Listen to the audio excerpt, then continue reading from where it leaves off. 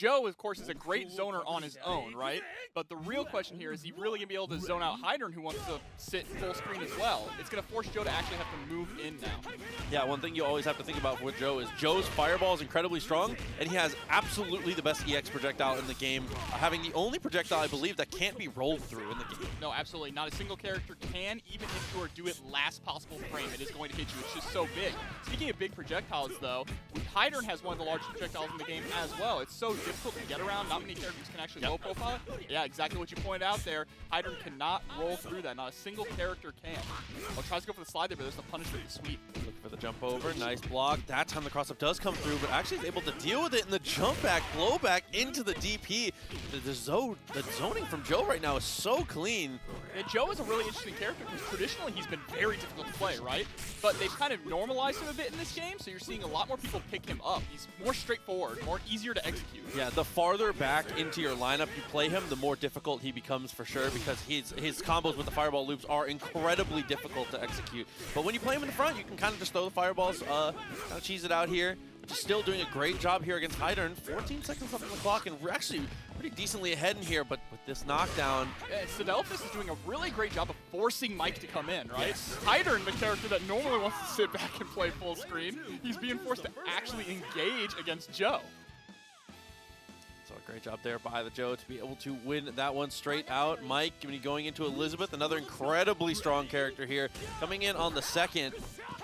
She's so good at being able to convert him to damage. We were talking a lot about Elisabeth before stream as well. This is a character who excels at pretty much every single avenue, but she is a master of none, right? Yeah, absolutely. Every character, there are multiple characters who do things that she does absolutely better, but she does everything, and that's what makes her so strong. There's a nice reflect on the fireball. Yeah, absolutely one of the most complete characters in the game. A huge shout out to Chewy coming through, by the way. He shouted out Joe, but looks like no more Joe. Sorry, Chewy. Rest in peace. Can we get an F in the chat for Joe? Love you, buddy. Athena versus Elisabeth, the next matchup coming up. Athena is actually kind of similar in some ways to Elisabeth, right? They both can play that reflecting projectile game, and both really excel at mid-range and close range. That's where their best parts are at. Nice guard cancel rollback. That was a good chase down from Athena, but she wasn't quite able to actually get anything afterwards. There's a little bit of that pong that we see quite often from the reflector characters. Over got the anti-air.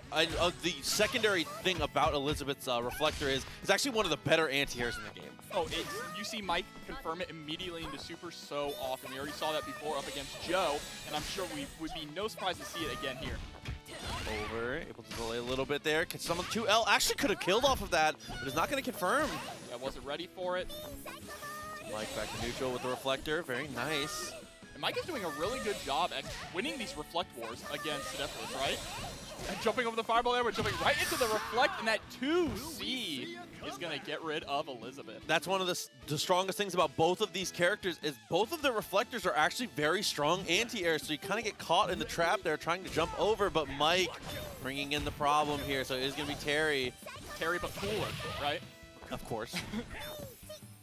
And so now you're going to see cidelfus play a really more of like a lane game. He does not want Terry to get close to him at all. Oh my god, no! The punish was a little too early. He hit him while he was still in the air, but that's alright. He's going to confirm with the max cancel here into EX power dunk to close out Athena. And he's going to get a decent chunk of health back too going into cidelfus' anchor. It's going to be Ash here with max meter. Ash is another character that's incredibly strong at being able to dump that meter. Can get great damage, great mix-up. Yeah, and Ash is another, like we talked about Heidern, another kind of Guile-style character, right? Throwing that fireball, throwing out the flash kicks, has these fireballs that can actually sit on screen too and detonate a little bit afterwards, but where Ash really shines, especially when you play them on Anchor, is with the install. The install breaking the rules of the game and turning Ash into a combo monster. Oh my god, and what a starter there. Is going to go straight into the fireball. A little bit of an extra conversion. There's the max mode. Runs it again, but that actually whiffed, and now Terry, look at the amount of meter he has. This is going to be so much damage cashed out. Yeah, rising tackle, there's the rollout. Has great spacing right now up against the corner. Next to kills for both, actually. Just need one clean confirm. Both very high damage characters here. Ash. cidelfus trying to play that runaway game now. You do not want Terry to be close to you. Yeah, Fireball did a great job there. Tried to jump in afterwards. Two projectiles come through. The EX comes out. Tried to pick it up, too. Right into it. Couple EX Fireballs actually winning out. No more meter though. Oh, anything will do it now, and gets the dash up, is able to connect. That was chip damage as well. Pretty massive chip on that move there, That was way more chip than I thought.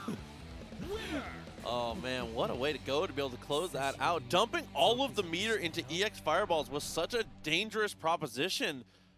I really like cidelfus' team composition here. His team is all characters who control neutral incredibly powerfully, right? He's got Joe on the front, who has a great fireball game. Athena in the middle, who with a little bit of meter can really lock you down or keep running away. And then Ash, that Guile-style character. But we're going to see how Mike can actually adjust here. He's been forced to chase down Joe, which is not exactly what he wants to do, but his fireball game will not beat out Joe's. I mean, for the most part, I think that this new adjustment here from Mike has been so strong, which is leaning into these short hops a little bit more often. Every time he throws the fireball, instead of charging for the second, he begins to rush forward here.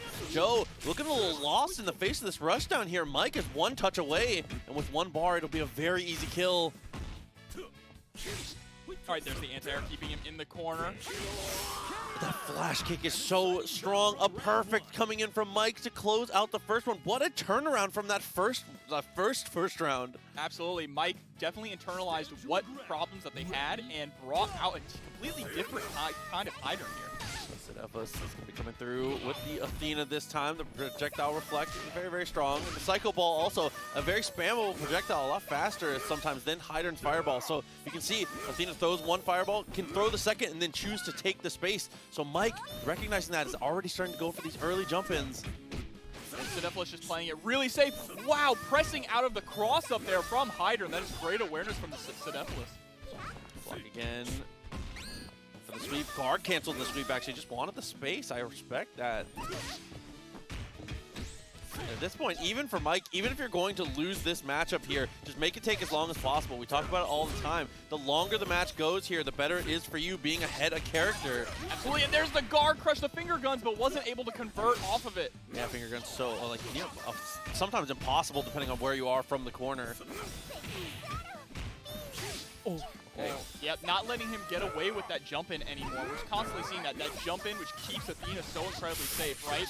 What a punish here into level 1. Athena is gone, and we might be seeing a 3-character sweep here from Mike. Not going to gain too much health back, though, for Heidern this time. Yeah, Mike looking really, really good here on the potential OCV. Ash coming in. Heidern, I think Heidern does fairly well in this matchup. It's going to be more about Ash finding that rush down. As a character that he can have trouble zoning out. Yeah, you see cidelfus playing a lot more aggressive now in this matchup. But Mike is able to just turn it around and being aggressive with Heidern himself, using that jump, using those jumping normals, especially the one with the cross up. It's so ambiguous there. Yeah, that see so strong. Able to get that flash kick again. You cannot how to approach a military man that's down backing, dude. You just never can. And the flash kick comes out so fast that if your block strings are not tight enough, he's getting out of it for free.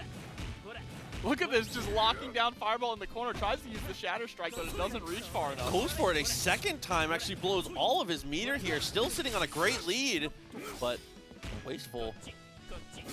cidelfus, though, with so much meter on deck. Now, Mike was really able to drag that out as long as possible, so cidelfus is not going to gain too much health back on this Ash. This is perfect positioning for Elisabeth to come in and clean this up. And you have to be so careful in neutral here. Her standing D so incredibly hard to deal with. Gonna spend the level 1, not enough to kill. Next touch will do it, though. Mike smells blood in the water and is getting a little aggressive. I love the little shimmy, and the buffers are so important. Elisabeth has an incredibly fast EX approach when she uses that DP, so you have to kind of respect the jiggles there from Mike, and he uses that enough to get all the way up for the throw. Yeah, had him so scared. He had to walk a good distance to get that throw as well. cidelfus had the fear of God in him for sure. Again, when Elisabeth is jiggling from that 2-character length range, not a lot of characters can actually, even if you know it's coming, it's kind of difficult to stop. For sure, but here we go, going back again, Heidern versus Joe. It's been kind of the deciding factor for these last 2 games, right? Which character can get that early lead? Joe having a huge opportunity for a giant punish, but unfortunately he's going to have to head back to neutral here. Gets the jump in, blocks the DP, very little punish. Now we're actually seeing cidelfus being a lot more aggressive with Joe this time around, right? Realizing that the zoning game was not working out anymore, Mike was getting around it, and now he's going into Brawl. But it's stuck here in the corner. Sweeping the Fireball pretty good here, tries to roll away. EX Fireball, and so difficult to jump over. counter hits in a row, though. These are really well-timed fireballs from Mike. To block the EX, but not too much result afterwards. Oh, using the slide to go underneath the jumping C. I really like that. Oh, and just presses out of a disadvantageous situation there. Hey, minus frames are just a state of mind. Yeah, cidelfus could have very easily short hopped on that. Could have easily gone for a full jump in there. Mike with the confidence to just swing away. All right, and so the Athena game plan, pretty much the same as we've seen before, just keeping that full half-screen distance, throwing out these fireballs, but is able to get caught by the cross up there. Jump in, just a little too high, not able to get the punish. Mike's fireball timings have been so incredible here. He's doing a great job of mixing it up, being difficult to read, not only in the patterns, but the timings here. No reflex really even being able to come through here. He's dragging this out as well, which is exactly what you want to do. We saw that game plan last time. Up against Athena, just try and drag out the clock as much as possible. You get those little hits on her, so if Elisabeth comes in, she can just clean it up, right? Up, yeah, easy DP there on the jump in over the cycle ball. Oh, what a roll backwards to actually avoid that. He's able to get the confirm this time into level 2, wants to spend as much meter as possible. Block, better follow-up here. Mike went for the DP, no punish again. That's an incredibly difficult DP to punish, so I don't blame cidelfus for messing that at all. Throwing the run-up. Needs to find the hit, though. Got to get this kill on Heidern. I mean, even if they are able to get the kill on Heidern, though, they're going to gain absolutely no life back from this. Oh, and runs through the fireball. Still not enough, though. If Heidern gets this kill, double K. Kill. Oh, that is absolutely tragic. Going into Anchor Ash now and Mike with a full health Elisabeth and still with Terry on deck in the back. Yeah, meter and a half available here. See, Mike, yeah, absolutely. That is the money button for sure here for Elisabeth. Yep. cidelfus is going to have to be a little more aggressive in this matchup as well, thanks to Elisabeth having that reflect. It can neutralize this fireball game incredibly effectively. Continuing to check there, tries to go for the roll backwards to be evasive. Yeah, anti-air reflect into level 1, the Elisabeth special there. Able to punish the roll, had the meter, but didn't get the kill, and this time Mike is able to get the follow-up. And off the back of the Elisabeth there, and honestly, the Heidern doing so much of the heavy lifting. That is going to be Mike Saftig taking it. Clark is not. I mean, Clark is incredibly powerful in this version of the game. If he gets close to you, he gets access to... If he's in range to use Frankensteiner, you're in huge trouble. Yeah, but the problem is getting in that range, right? He doesn't have a lot of those tools that can get around, but what he does have is armor on his command grab, so you cannot be poking against him. Yeah, fake meaty into the Frankensteiner, going for the short hops again. The sweep comes through, and Joe's able to get away, but Green Duck not able to utilize the space too much here. Yeah, just trying to play this footsies game, keep him zoned out. It's not working out too well, though. There's a hop cross through into the German suplex. Block the EX fireballs. And EX fireballs is going to be like the name of the game for this. That's going to be the best option that Joe has for keeping out Clark. Yeah, you want to use it as often as possible without actually starving yourself out of meter. Obviously, you have the rest of your team is very strong with spending that meter. So you don't want to overspend it with Joe, but that is your best tool to get away from Clark. Yeah, and Green Duck able to jump out of there, grabbing the roll through. Great awareness there. There is the EX. You cannot roll through that. I feel like a lot of players actually don't know it's unrollable through. Do you spend meter? No, doesn't spend the meter, just wants to go for the hit. And they do CoreValues, finds it there. Down to the wire, though. Not going to get too much health back for Clark. Yeah, good showing for Joe. Honestly, CoreValues, fantastic to make it out with your Clark alive. I really strongly believe that's a terrible matchup. Yeah, one EX slide, though. Or a sweep, try to go for the command throw. Nice jump out. This is all just icing on the cake here for CoreValues. See how much damage they can get down. Green Duck gotta get out of this as soon as possible. There's the loops. We're gonna go for mix-up instead of damage here. I respect that. Oh, jabbing out of the startup there. All right, yep, knowing that that's safe. Back dash create a little bit of space. Oh, missed the confirm. That would have been a ton of damage. This is a really key moment. Oh my God, the reversal grabbing Blue Mary as the startup of the stun gun. Missed the conversion though. Great what an answer. Okay, Green Duck getting out of there. CoreValues had some really nice Clark play through and through in that round. Green Duck able to escape half-life. A decent amount of meter here, but Vanessa. This is going to be difficult. Of course, like you said, Vanessa being able to be played in any position, and when she has meter on deck, it's even scarier. Not that she actually even needs it to do crazy damage. Yeah. Look, this is 50 meter. Could have spent for a super, but decided not to. Felt confident that they're going to be able to close this out. Slide able to catch the backsway, though.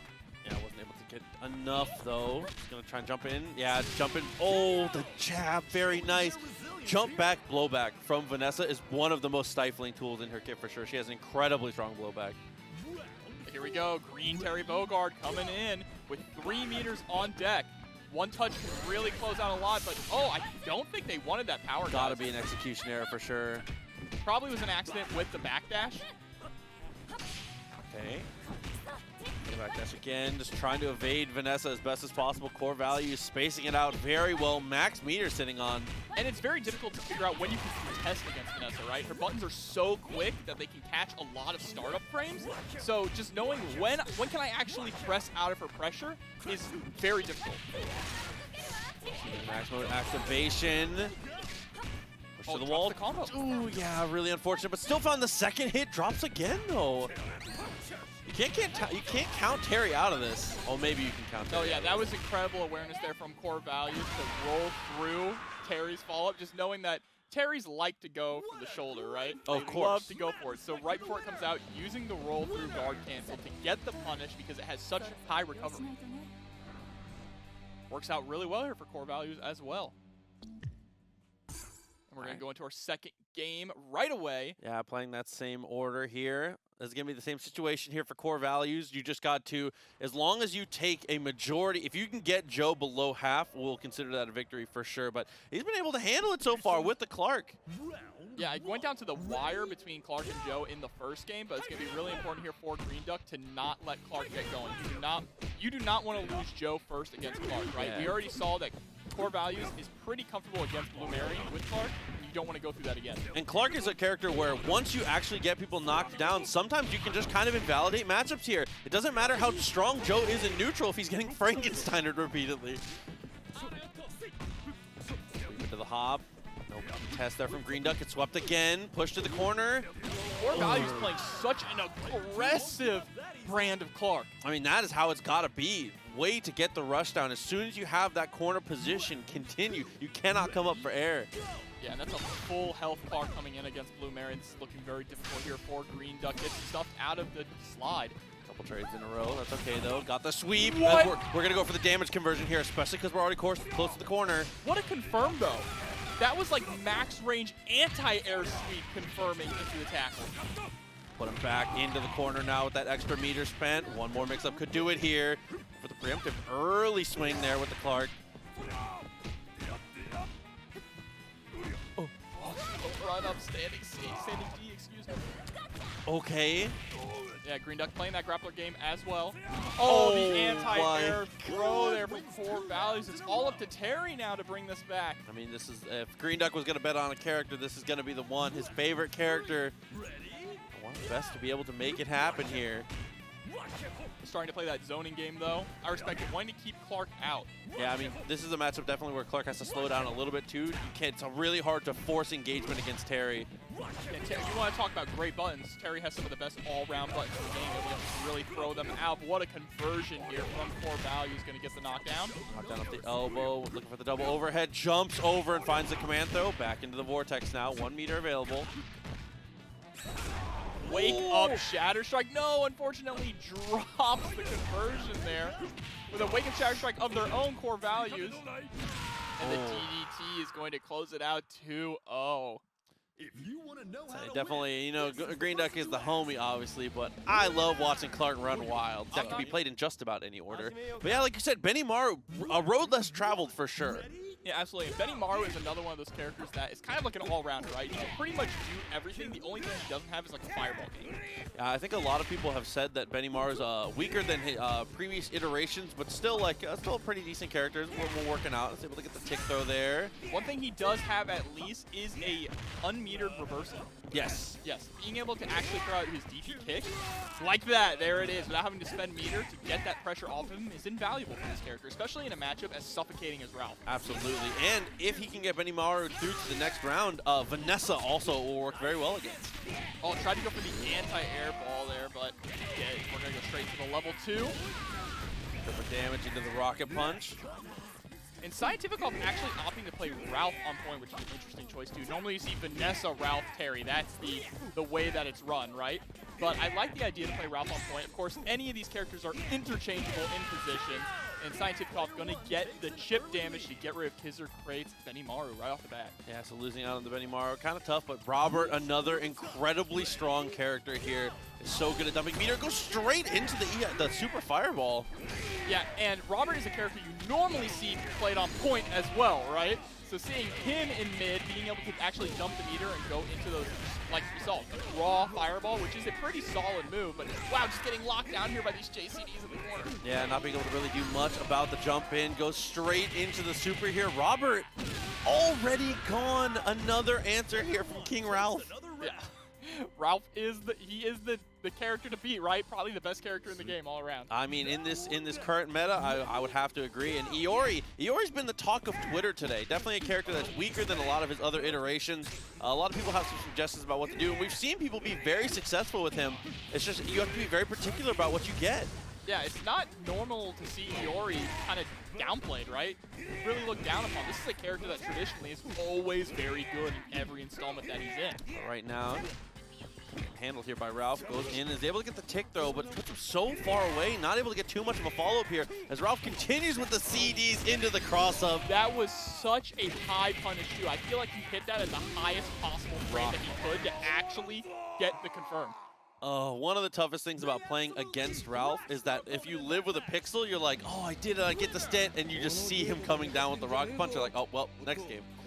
Oh, man, what a way to close it out there. Very strong Ralf play. And this is part of why we do traditionally see Ralf second, but first, man, he can just dominate matchups here. We didn't even get to see the footsies game. There was like no 5D in that matchup. He didn't feel like he needed to press it, was just rushing in. It was a lot of short hop pressure, really. Oh, yeah. Just short hop pressure into this absolutely massive confirms, big damage. CidelfusCrate's really going to have to get his game plan going here at Benimaru, kind of play that mid-pace game, not let him in. He tried to go for a DP at round start, which was a smart idea. You know that Ralf wants to go in, but just not working out. Yeah, I mean, we talk a lot about the RPS that KOF brings to the table here with the short hop, the mash, and the throw. And yeah, once you see your opponent leaning into one of those options, you've got to start getting those adjustments here. Because unfortunately, though, like you might lose out. Instead, is able to get the run-up throw. Pretty decent situation here. Finds the combo and is able to bait out the reversal. Gets the dive kick as well and goes straight into the throw afterwards. He's trying to follow up, but the jumping CD gonna catch the startup frames there. I love the guard cancel too, being able to save your Ralf, get yourself relieved of the pressure. You know you're confident enough to be able to close the entire game with this character. Might as well keep him alive. Robert coming in next, 2 meters as max mode. I think what the story of this matchup so far is that once Cientifikof is able to get that pressure going and get the momentum swinging, KizzerCrate just doesn't really have an answer for it, right? He lets the snowball roll a little bit too much, but we're going to see it cancel into super. We absolutely are. You got to get rid of that Ralf. But now you have Vanessa coming in, which is a problem all in itself. So we'll see how Robert does in the matchup. It can be definitely difficult. I mean, Vanessa, one of those characters where it's like most of her matchup spreads are like even at worst. We were talking to you about the corner carry that she has earlier and how difficult it is just to press out of her pressure. Look at that. That uppercut goes so far, low profiles, and is safe on block. There with the JCD. That's going to be a huge punish. And dashes underneath for the corner as well. A great decision there. Spend this meter, too, to get maximum amount of damage that they can. Empty low is dealt with. After the guard cancel, gets the throw. One more touch. I like the wake-up throw there, catching them a little sleeping a bit on their meaties. Nice trade. Oh, dude, what a trade there from Vanessa, recognizing where the trade was too, being able to go immediately into the CD just to stop that preemptive jump from Robert. And we're down to Iori for the second time. A better situation this time, but still way, way far behind right now. Pretty even on meter as well. Gonna go ahead and spend the 50 bar and spend another one just to get the level 1 and get the knockdown here as well. I like it. I like spending all the meter that you can. You want to get rid of Vanessa. She is a problem, right? You have a better chance. You can just get down to Terry. I feel like Iori actually does a pretty decent job dealing with Terry as well. Okay, found the hip. It was a little too far to actually string into the Rekkas there. Punishes the roll. Not enough of a punish, though. Vanessa gets away. And all of this damage coming off of just the one situation where she was able to escape. Continues the pressure on. going for max damage here. One more mix-up is going to close this out. The guard cancels to escape the corner. All right, trying to lean a little bit more into that fireball game now. Almost jumped straight into a blowback there. No punish, and then the jump in. Very nice stuff. Guys are unfortunately not quite able to keep up here. Characters to play in this game. So we're going to see here how they're able to get this going. But Kula on point is a great position for Joker to have here. And Brightside rocking Robert, Elisabeth, Athena, a really solid team composition as well. Athena works very good on anchor, and Robert is one of the strongest points in the game, arguably.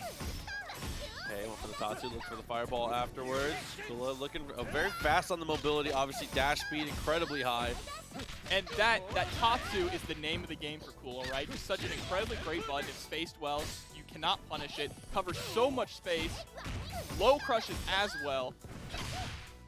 I like that when he goes for the light Tatsu, he's always following up the fireball there, just knowing that it's going to be safe from that position, and knowing that Robert's not going to want to really spend too much resources or be too aggressive to stop it. It's just one fireball, right? Yes, and there's a great DP as well. Not able to confirm off the two Ds, excuse me, I was going to say 2K. No, Brightside is able to get the dash up, throw, convert. Now Joker looking a little bit behind now. Yeah, grip of health coming back, but Leona coming in. Let's see what Joker's Leona can do here. Like you said, incredibly difficult character. Okay. Fireball almost got there, not quite. 2K pushed a little farther away than he would like. And after the roll through, Leona escaping out. And I want to see if Joker can actually answer what Brightside is doing here. You're really seeing Brightside throw out 2 fireballs and then running in. Yeah. That is the thing that Brightside is leaning into. 2 fireballs, running in and trying to press a low button. Joker's got to recognize that habit and capitalize on it. Roll underneath and was able to roll far enough there after the knockdown. Wakes up with the button and the mash is beautiful. The roll gets caught with the 2B. It's a nice big damage confirmed here with 50 meters. Oh, in the same situation again, plenty of meter to be able to get the kill. Does not spend it though, and that could come back to haunt you here. Leona has the corner, but dropped the combo and gets kicked right in the face. Yeah, that standing B reaches so far. Such a good button. But now Anchor Iori coming in with 3 bars on deck. They really need to get rid of this Robert as quick as possible. Yeah, another situation with that Anchor Iori, but pressed to the corner already by the EX Tatsu. DP came through afterwards. And Joker is leaning a little too much into these roll-throughs, right? That's where Brightside is getting most of their damage from. They're able to catch the roll-throughs with the 2B and just spend that meter to convert into big damage. Okay, got the juggle. Big trade, sweep attempt, not quite there. Oh, just jumping a little too high, putting themselves in the corner. Here's the conversion from Robert, gonna close it out with EX kicks. Dude, and another OCV, this time is coming through for the Robert. As we said, an incredibly powerful point character. I mean, and just has all the tools that are necessary for playing that point war. Can do great damage, great corner carry on that half bar, an amazing fireball, and an incredible DP to come through to answer. Yeah, he's just a really solid all-around Shoto character, right? And Yes. Shoto characters, specifically in KOF, really seem to excel at point. Round 1. Here we go, jumping into our second game. We're going to see if Kula can actually put in more work. She didn't get to do too much, shine too much last match. But trying to play a little bit more patience footsies game here. I was looking for the roll underneath there. Try to go for the a little frost breath. This is pretty decent when you're in the range when you have priority. But if you don't already have priority, I actually don't like using that neutral, especially not against the mobility of Robert. Yeah, and Robert just putting Kula in the corner here. Nice rollout to escape. The backdashes were back in mid-screen. That DX follow up, very nice. And we're getting a lot of wake-up rolls from Joker. That is incredibly risky to lean into as much as they are, especially considering how much Brightside was able to punish the rolls last game. Okay. Oh, was trying to go for the walk down. A little too far, though. I think was underestimating how fast that was going to be from Kula. All right, the follow-up with the Tatsu. Sliding underneath the fireball there, but the wake-up C is going to close it out there. So we'll see what the next Round 2. Yep, Leona on deck now with nearly 3 meter. Again, we didn't really get to see Leona shine at all last game as well. Yeah, I mean, Leona unfortunately just didn't get quite enough shine. It's able to get the connection this time, but no confirm. Not able to get much else after it. Plenty of meter too. And we're at the point where we have to dump wherever we can. Whatever it takes to make sure that Robert doesn't get to continue to rain hell. Gets the overhead. No max cancel though. Well, the overhead is a knockdown, so it would not have been good anyway. And there's the lows into EX Tatsu. Just a bread and butter combo. Trying to catch the roll through there, but just pressing a little too early. Oh, and another situation where we potentially could have spent some meters. Still gets the kill though, Joker in this. A lot of these things are just situations where Joker not looking like they're comfortable utilizing spending meter to be able to extend those damages, going for a lot of meterless combos. Here comes Elisabeth. Elisabeth reflecting the grenade there. So again, got the sweep, dashing forward. Nice trade for the second time. 5D, the Elisabeth button. Deja vu. Not quite as good as Ralph's, but... Of course, hey, jack of all, master of none, right? Like we said, as is so strong in those footsies, but just a little outclassed sometimes. But still more than strong enough to outclass a lot of people of her own, because just like that, the max mode confirm off of it. Look at the amount of damage coming through. 2 meters already built up again. Yeah, the corner carry on those loops is absolutely phenomenal, but Joker doing a really good job of escaping the corner, but he's dead now. Absolutely dead there. Incredible stuff from Brightside on the Elisabeth. 2 touches is all it takes for the character. Escape the corner to get to mid-screen, only to be put in the other corner and explode. Yeah, truly unfortunate. I mean, that is the you know, pick top tier. Yeah, Vanessa versus Iori. I think this is actually a struggle matchup for Iori here. Let's have to see if I can actually get something done here. Pushed away early on, and then straight to the corner. Follow up immediately. And that, look at that confirm. He was able to just get 3 lows before he confirmed into a combo. That is one of the strongest parts about Vanessa and why you see her on so many top tier lists. It's that ability to convert off his lows that you can just throw out 3 of them and then immediately go into big damage. But Teiga doing a really great job now of locking down Wero in the corner. Teiga didn't get too much off of it though, unfortunately. Iori, one of the things he suffers from in this game is that his damage is relatively low, especially compared to a lot of the other characters that play the same positions as him. That's a great DP to be able to break out of that pressure. You have to make Vanessa respect it, or this is what's going to happen. And going straight into the level 2 should not be enough to kill. Oh, no, it is. Never mind. Did you I forget? forget how long that goes forget? on, bro. Oh. I forget. She's a character who, with how fast she is, should not be doing this much damage. And she earned it. Let's see it now. Robert, the next one in. Robert, we've already seen Rain just honestly be a terror so far tonight. Robert, a very strong character, but the slide comes through. He's able to find the knockdown, especially after the DP. Couple great situations from Wero. And that's another great part about the uppercut. Not only is it just such a good combo tool and has so much corner carry, if she's able to actually anti-error you with it, it puts you in a juggle state, which is not something that too many moves do in this game, right? Yeah, very true, but Robert is able to close it out. Gonna get a good chunk of life back now. Basically full, actually full, yes. Coming in against Athena. I think Robert does pretty good. There's an even-ish matchup here. Maybe slightly Robert's favor, but Athena's got the sauce for sure. I mean, she has that great reflector, and just like that is able to dash over if she reads those jumps. The nice part, though, is that Robert actually doesn't need his fireballs to play this neutral game pretty well. So he doesn't have to lean too much into the reflect if he doesn't want to deal with it. Agreed. Absolutely agreed. Nice jump in there from Teiga. Didn't get anything afterwards. What an air throw. This is kind of a problem here now. Good conversion there with the EX Tatsu put here in the corner. Tries to go for the empty low. Fireball, Athena blocks it out. Spent the EX, and there we go. Is able to answer immediately. 2C. One of her best buttons too, right? Down to the final character, like we talked about with Andy. Andy, well, definitely worth his weight in salt. It's more that he's a little difficult to actually execute with in this game. Yeah, Andy is a really good gap closer with his command dash forward, the elbow, being able to cancel and not have to. Oh yeah, I may be dead. No, just go straight to level 3. We'll have to see. Like, right there, yeah, Pixel. Oh my god, bro. It also has an incredibly strong fireball game as well. EX Fireball, such a slow-moving projectile, but we're not going to get to see it here. Important when you go with that super to go for the cancel early, and this time is able to close it with the other level 1. Very nice stuff. Yeah, what a cross up there, Athena closing it out.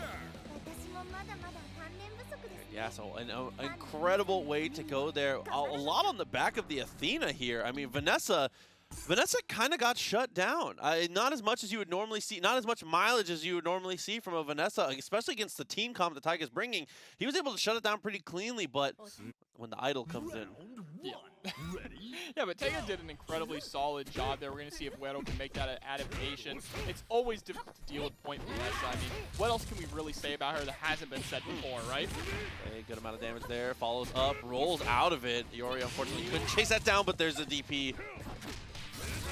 All right, going straight into EX Fireball to get the conversion there. EX Fireball putting you in a crumple state. Ooh, nice conversion. This is going to be actually very close if this kills. It does, barely on the Rekkas. Again, Iori's damage is pretty low, so that's an impressive amount of hits in a row that you need to get there. Teiga kind of dominating in the first round. Teiga just saying, I don't care what people are saying about Iori on Twitter. This character's good. Let him out here. Oh, in the whip punish from the blowback? Now he's going to have to get through this Athena who put in work last game. That cycle ball comes out so fast. That is one of the hardest things to deal with, right? The startup on it, so quick. Just such a great projectile all around, too. Okay, got the whip punish there with the sweep. EX comes out immediately, straight into the mix-up again. And the sequence continues here. Great block from Teiga in the end, but Athena is still on. I thought she was a zoner. I know. Man, Wero out here playing Athena like Chris with this pressure.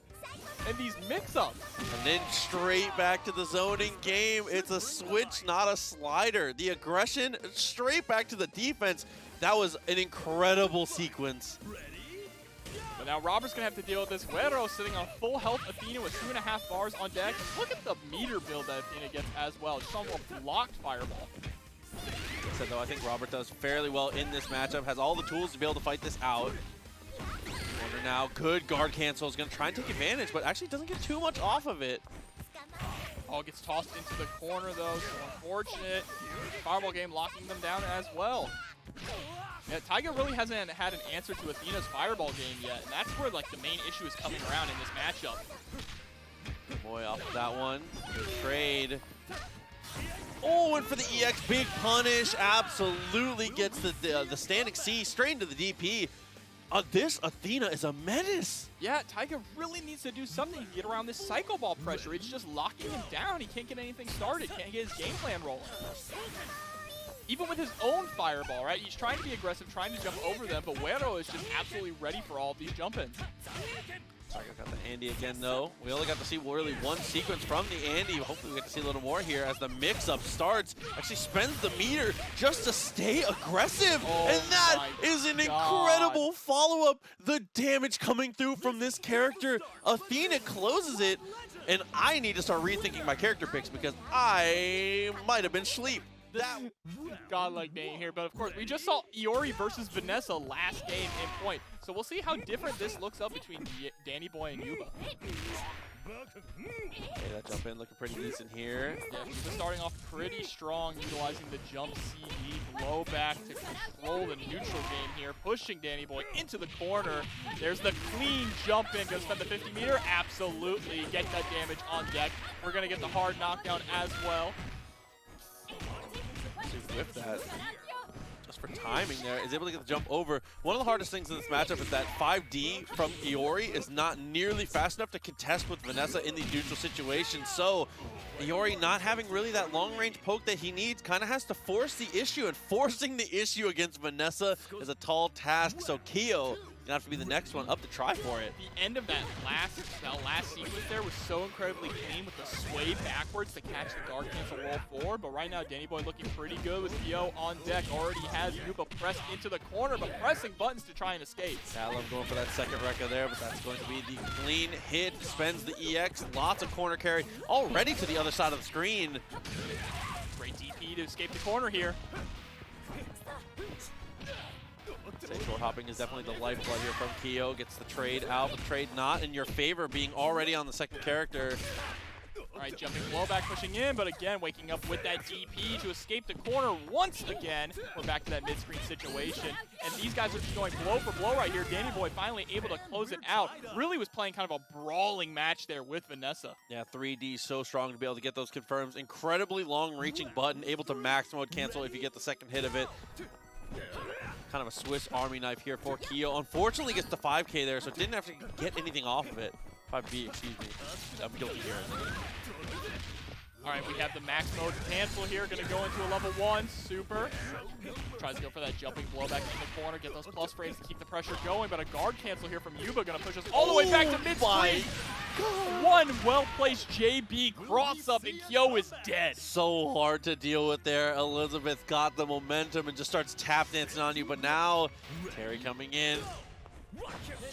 It's always nerve-wracking to be playing against Terry and being within one-hit range, which is existing.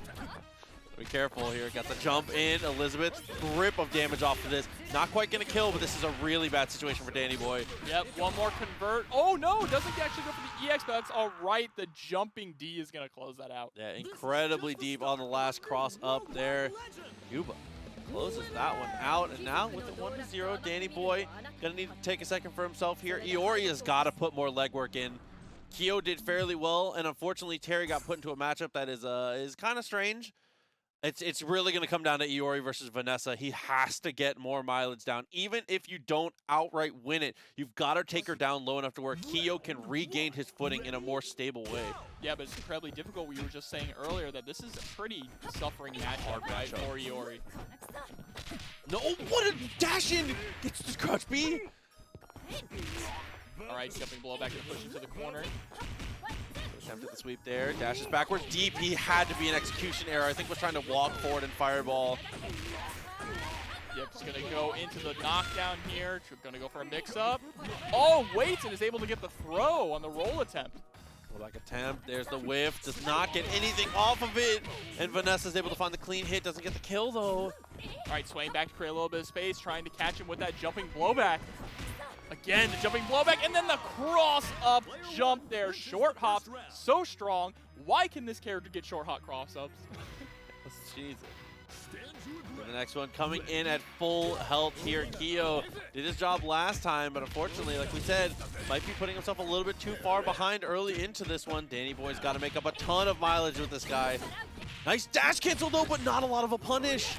Oh! What a conversion they're able to pick up after the upwards kick, too. Out with the low, goes in the Rekka, follows up with the low Rekka. Yeah, so Kyo does have kind of like a hand-in mix-up with his Rekka series. He can go into overhead or he can go into the low. This time going for the low and it's working out, but a cross in there from Yuba. Gonna spend the meter to try and get this corner carry. Jump CD also to get even more corner carry there. We see that a lot. They'll end their combos with the jumping CD just to push all the way across the screen. And Kyo is out of here. All that's left is Terry for Dannyboy now. Yeah, and Terry, one of the places that Terry does kind of suffer is that he has to spend EX in neutral sometimes to be able to steal out turns with things like crack shoot. A character like Vanessa can kind of dominate the neutral game against him, especially when he gets put on defense like this. So now spacing it out, just keeping yourself out of that DP range. Oh, pullback connects, wakes up with the button. All right, there's the conversion that you need. Vanessa is finally gone. Gonna have full health coming in against Elisabeth, but still has a lot of work to do. 3 bars is a pretty good position to be in, though, if you are Terry. Ready? Yeah, Elisabeth, another matchup that can be difficult here. I mean, that is one of the things about Terry is arguably the best at just dumping meter in the game, but he has some matchups that are very difficult, and a lot of them are against some of the heavy hitters in the game. I firmly believe that Elisabeth is on that list as she gets that confirm. Straight into that level 2. Again, trying to space out with a jumping blowback. Ooh, nice little frame trap. Common stuff. He was trying that. All right.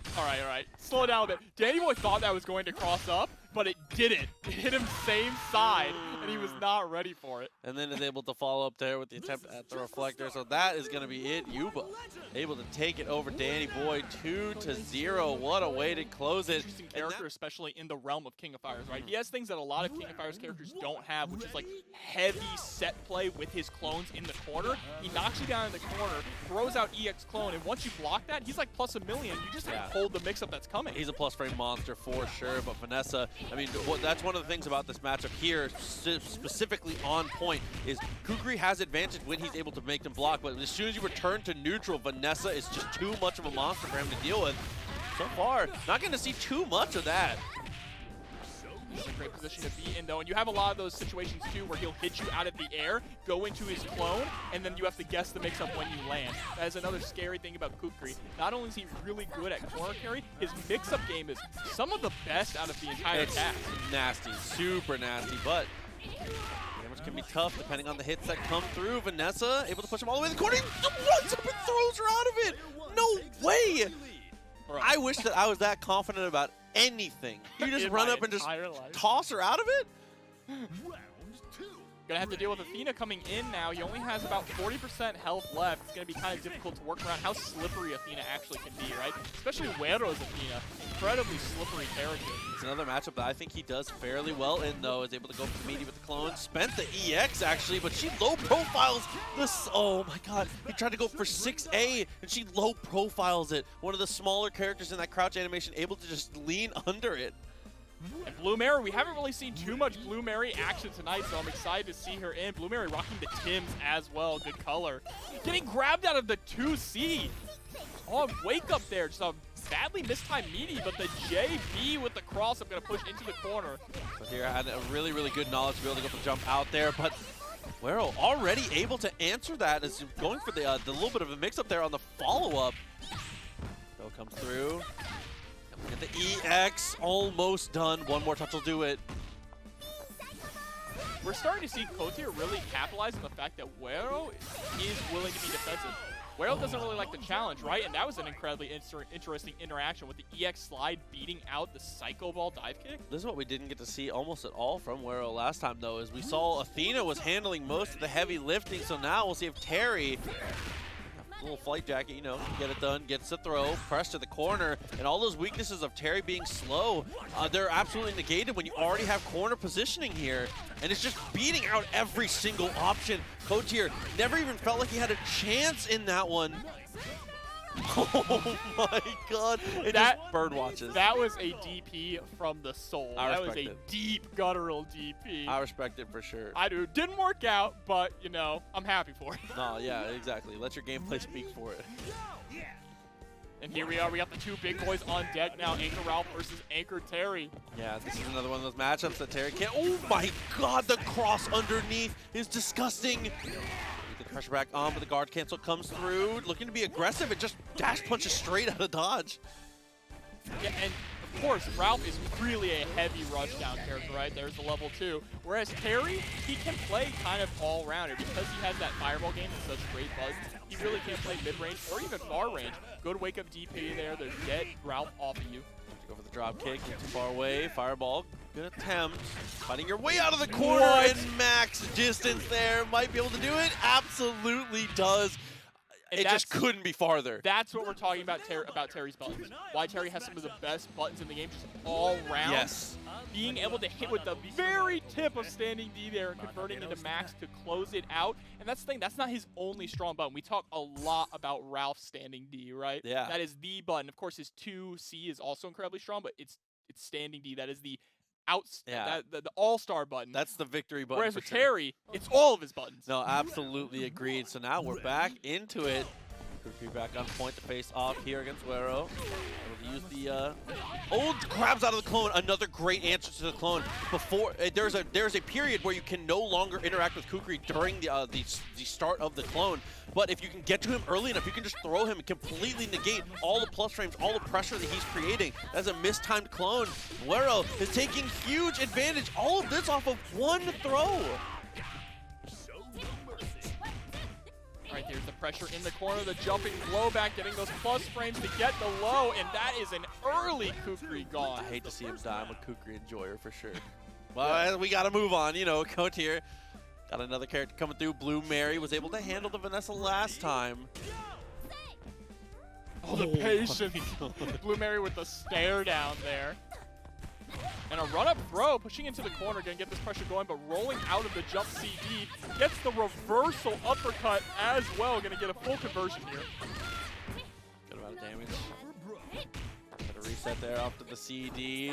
Weave afterwards. Blue Mary takes the turn back, jumps over, gets the hit, push to the corner already, spends the EX. Gonna cash out a little bit more. Great amount of damage. Next touch could do it. I love that, going into the regular speed ball and then the 2B to stagger her out and try and catch her landing with a mix-up. Ooh, misspaced. Able to get the follow-up. This is all off of one whip here. Wero make it hurt. Yo, Wake backdash up, is not an EX answer. slide, what a god. Only needs one more touch here. Yep, you cannot contest against that. Wero gonna immediately sway backwards, create a little bit of that space. Both these players playing so incredibly patiently because they know the next touch could decide it.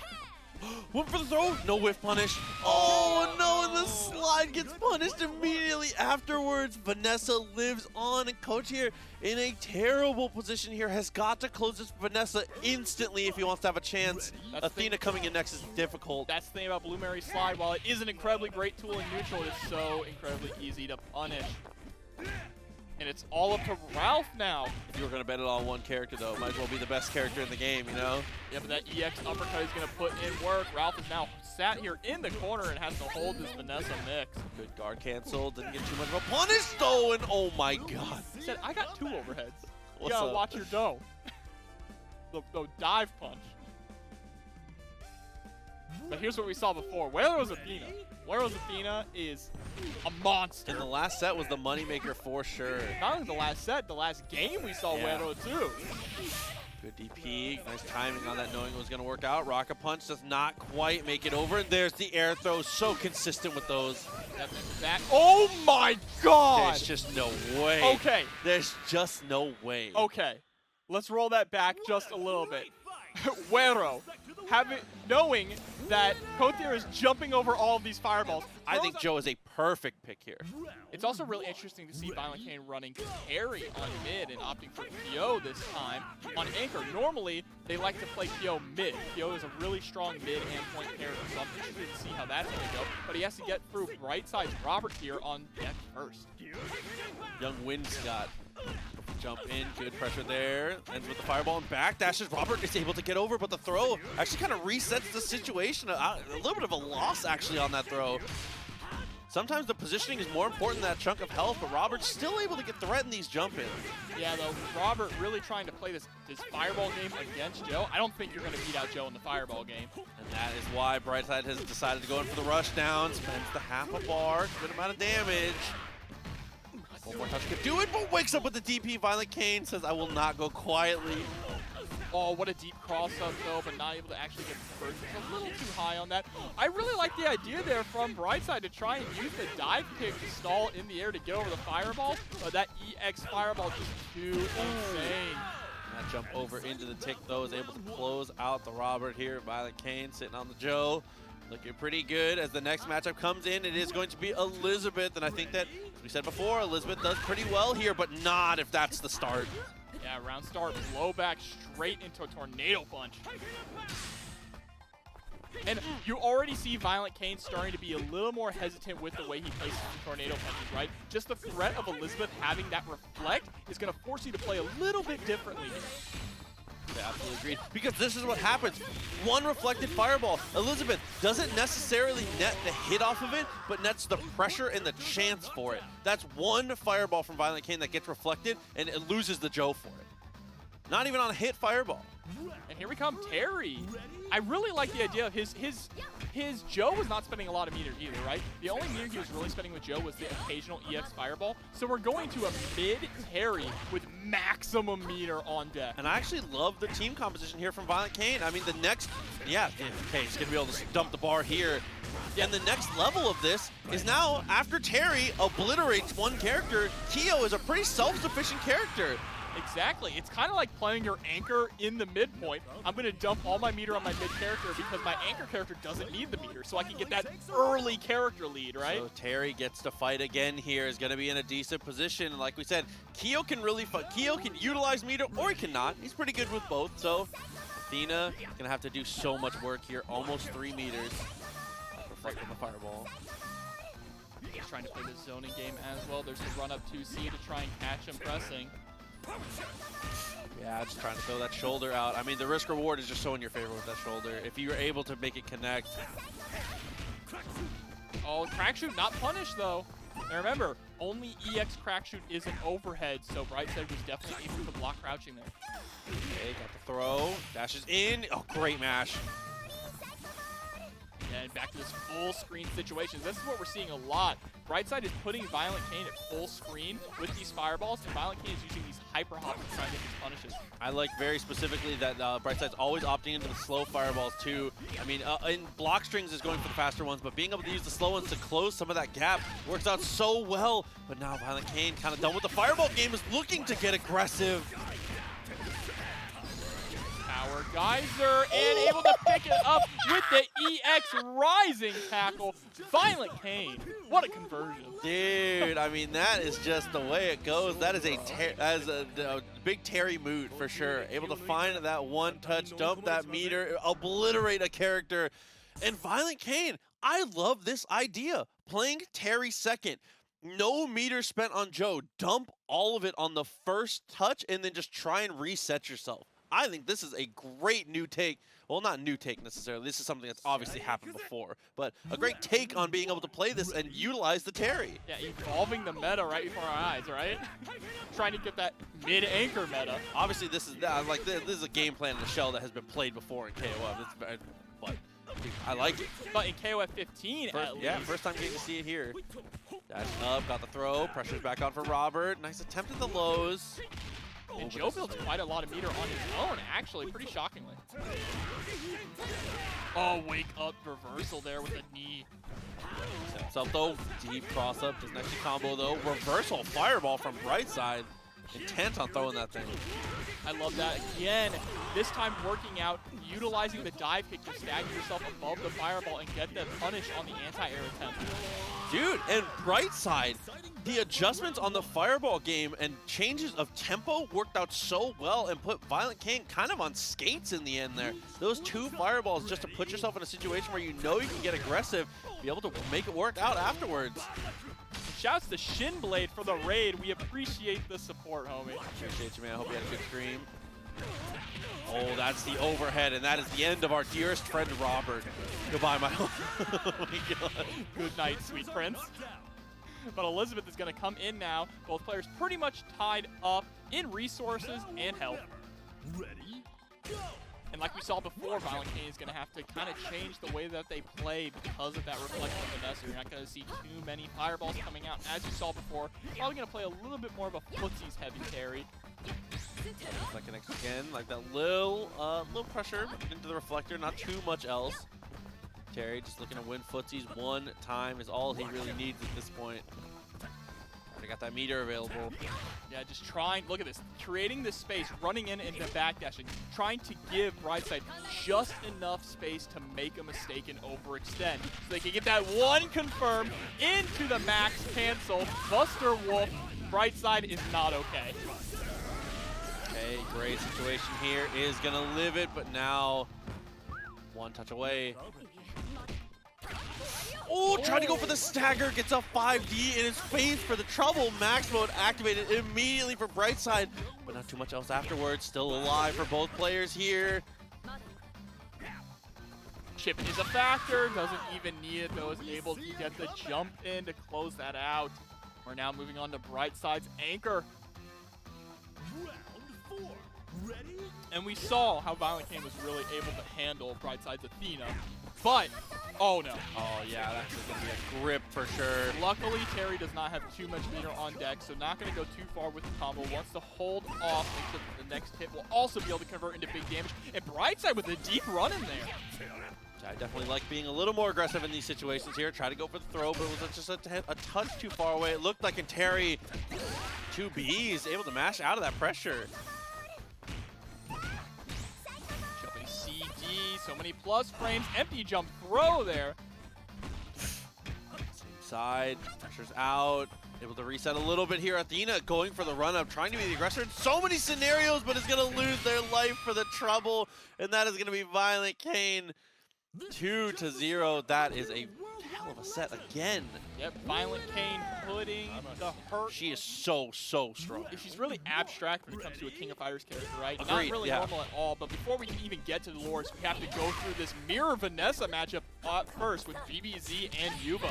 Yeah, these are two super top tier shells here. BBZ continuing on the rush down here. Yuba not getting a chance to show off any of this this Vanessa. Yeah, BBZ rocking the yellow top Vanessa and Yuba on the white top Vanessa too for you people watching at home. But you won't have to watch too long because Yuba's Vanessa is out of here. Elisabeth coming straight in, and that's BBZ going to gain full health back on Vanessa. I like this Vanessa playstyle that a lot of people play, which is spending all of your meter as you receive it. Because you can be aggressive, you can do enough meter to make it worth it. It just works out so well. But Elisabeth here, not afraid to spend the meter herself. Nice trade. Vanessa gets a lot of real estate off that one trade. Yeah, and this Elisabeth being played at mid is basically, I think, where we've seen her played all night. I think it's the correct 100%. Not too many characters in this game really fall into only one category, but I think Vanessa is 100% a mid character. Okay, nice trade there. Get the air to air. Looking for the two A a little too far away though. Elisabeth looking for the short hops again, but jumps over. Kind of shifts in the night as they escape each other. But there is Vanessa again with the touch. Yeah, finally able to get that conversion. We're going to go all the way, get the hard knockdown. Are we going to get an overhead or a low mix up here in the corner? Goes for the overhead this time. Rolls out of the pressure. What a cross up, but no punish, no confirm. Not able to spend enough. Oh my god, from deep. BBZ. All the way from downtown with that uppercut. BBZ's Vanessa putting in the hurt right now. It's all up to Terry Bogart. Okay, big punish. Plenty of meter here. 2 bars already built up. Next touch is going to hurt big time. I really like the usage of jumping CG to end that combo, making sure you get the max amount of corner carry as possible. We're going to get that hard knockdown. Last time they went overhead. This time goes overhead again, but a little bit of a delay. Just to wait for that wake up rising tackle from Terry, right? Level 2, going to end the first game here. It's going to BBZ. And I love that from BBZ going for the double jump in there. I mean, Yuba has resources, has opportunities to break out of that, but that second short hop is essentially like a formal dare. Like, please mash the DP. Show me you've got it in you or I'm going to keep doing it. Absolutely. Incredible end to that round there from BBZ. Great control in the corner. Yeah, all the way from downtown. I probably should have said all the way from Southtown, but then I think you know, shot. That, I mean, that would have been crazy fire, but it was still. It would have, yeah. It's when you think about it just a little too late. For the future. Save it for nationals. Yeah, that was. Don't waste save it for nationals. Vanessa Mirror once again on the point. BBZ looking for the jump in. It's just BBZ is holding up forward and is just not getting answered for it. I mean, but why would you stop? Yeah, if they're not going to punish you, just keep doing it until it stops working, right? Able to catch the roll-through attempt there in the corner as well. Goes for the overhead this time. Catches them with the low. EX, we're moving all the way from coast to coast. Okay, good sweep there. Is able to get the connection, but couldn't actually get any combos off fitting there from max distance again. BBZ got the ring on, just can't stay on the ground, dude. The jetpack is activated and is just flying in with these overheads. Yuba has got to answer these. Bro, it is Vanessa versus the world right now, putting in way too much work. Yuba's Elisabeth was doing a great job last time, but they need to push just a little bit too harder. BBZ is flying. You ever seen a boxer in the air this much? Okay, there's the pressure. Nice little stagger, love that. Able to chase down the backdashes here. Okay, didn't get the cancel, but that's okay. BBZ only falls for it once, does not catch get caught by that 2B the second time after the reflector. The crazy part here is how much BBZ is feeling confident to jump in against Elisabeth, who has one of the best anti-air games in the entire game, right?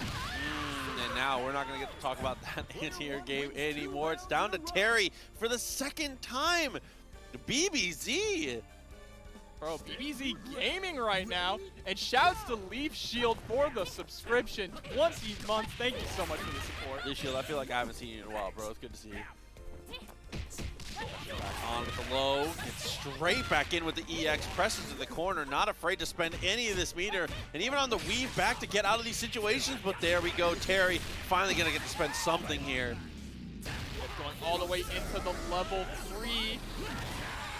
only needs one more mix. Still has a decent amount of bar left to actually close out Vanessa.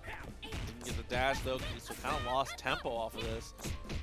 But again, we talk about how Terry has kind of a hard time dealing with the faster characters, and who else is faster than Vanessa, right? Connection again. Here's the throw. Throw's not enough to kill though. Chips out with the EX Power Wave. Great decision there. But not going to gain too much health back for Terry and has to go up against Ralf. Terry sitting at about 50%. Of course, Ralf coming in very healthy with 3.5 bars. One touch into max cancel is going to be the death of Terry. Got that DP, couldn't get a follow-up.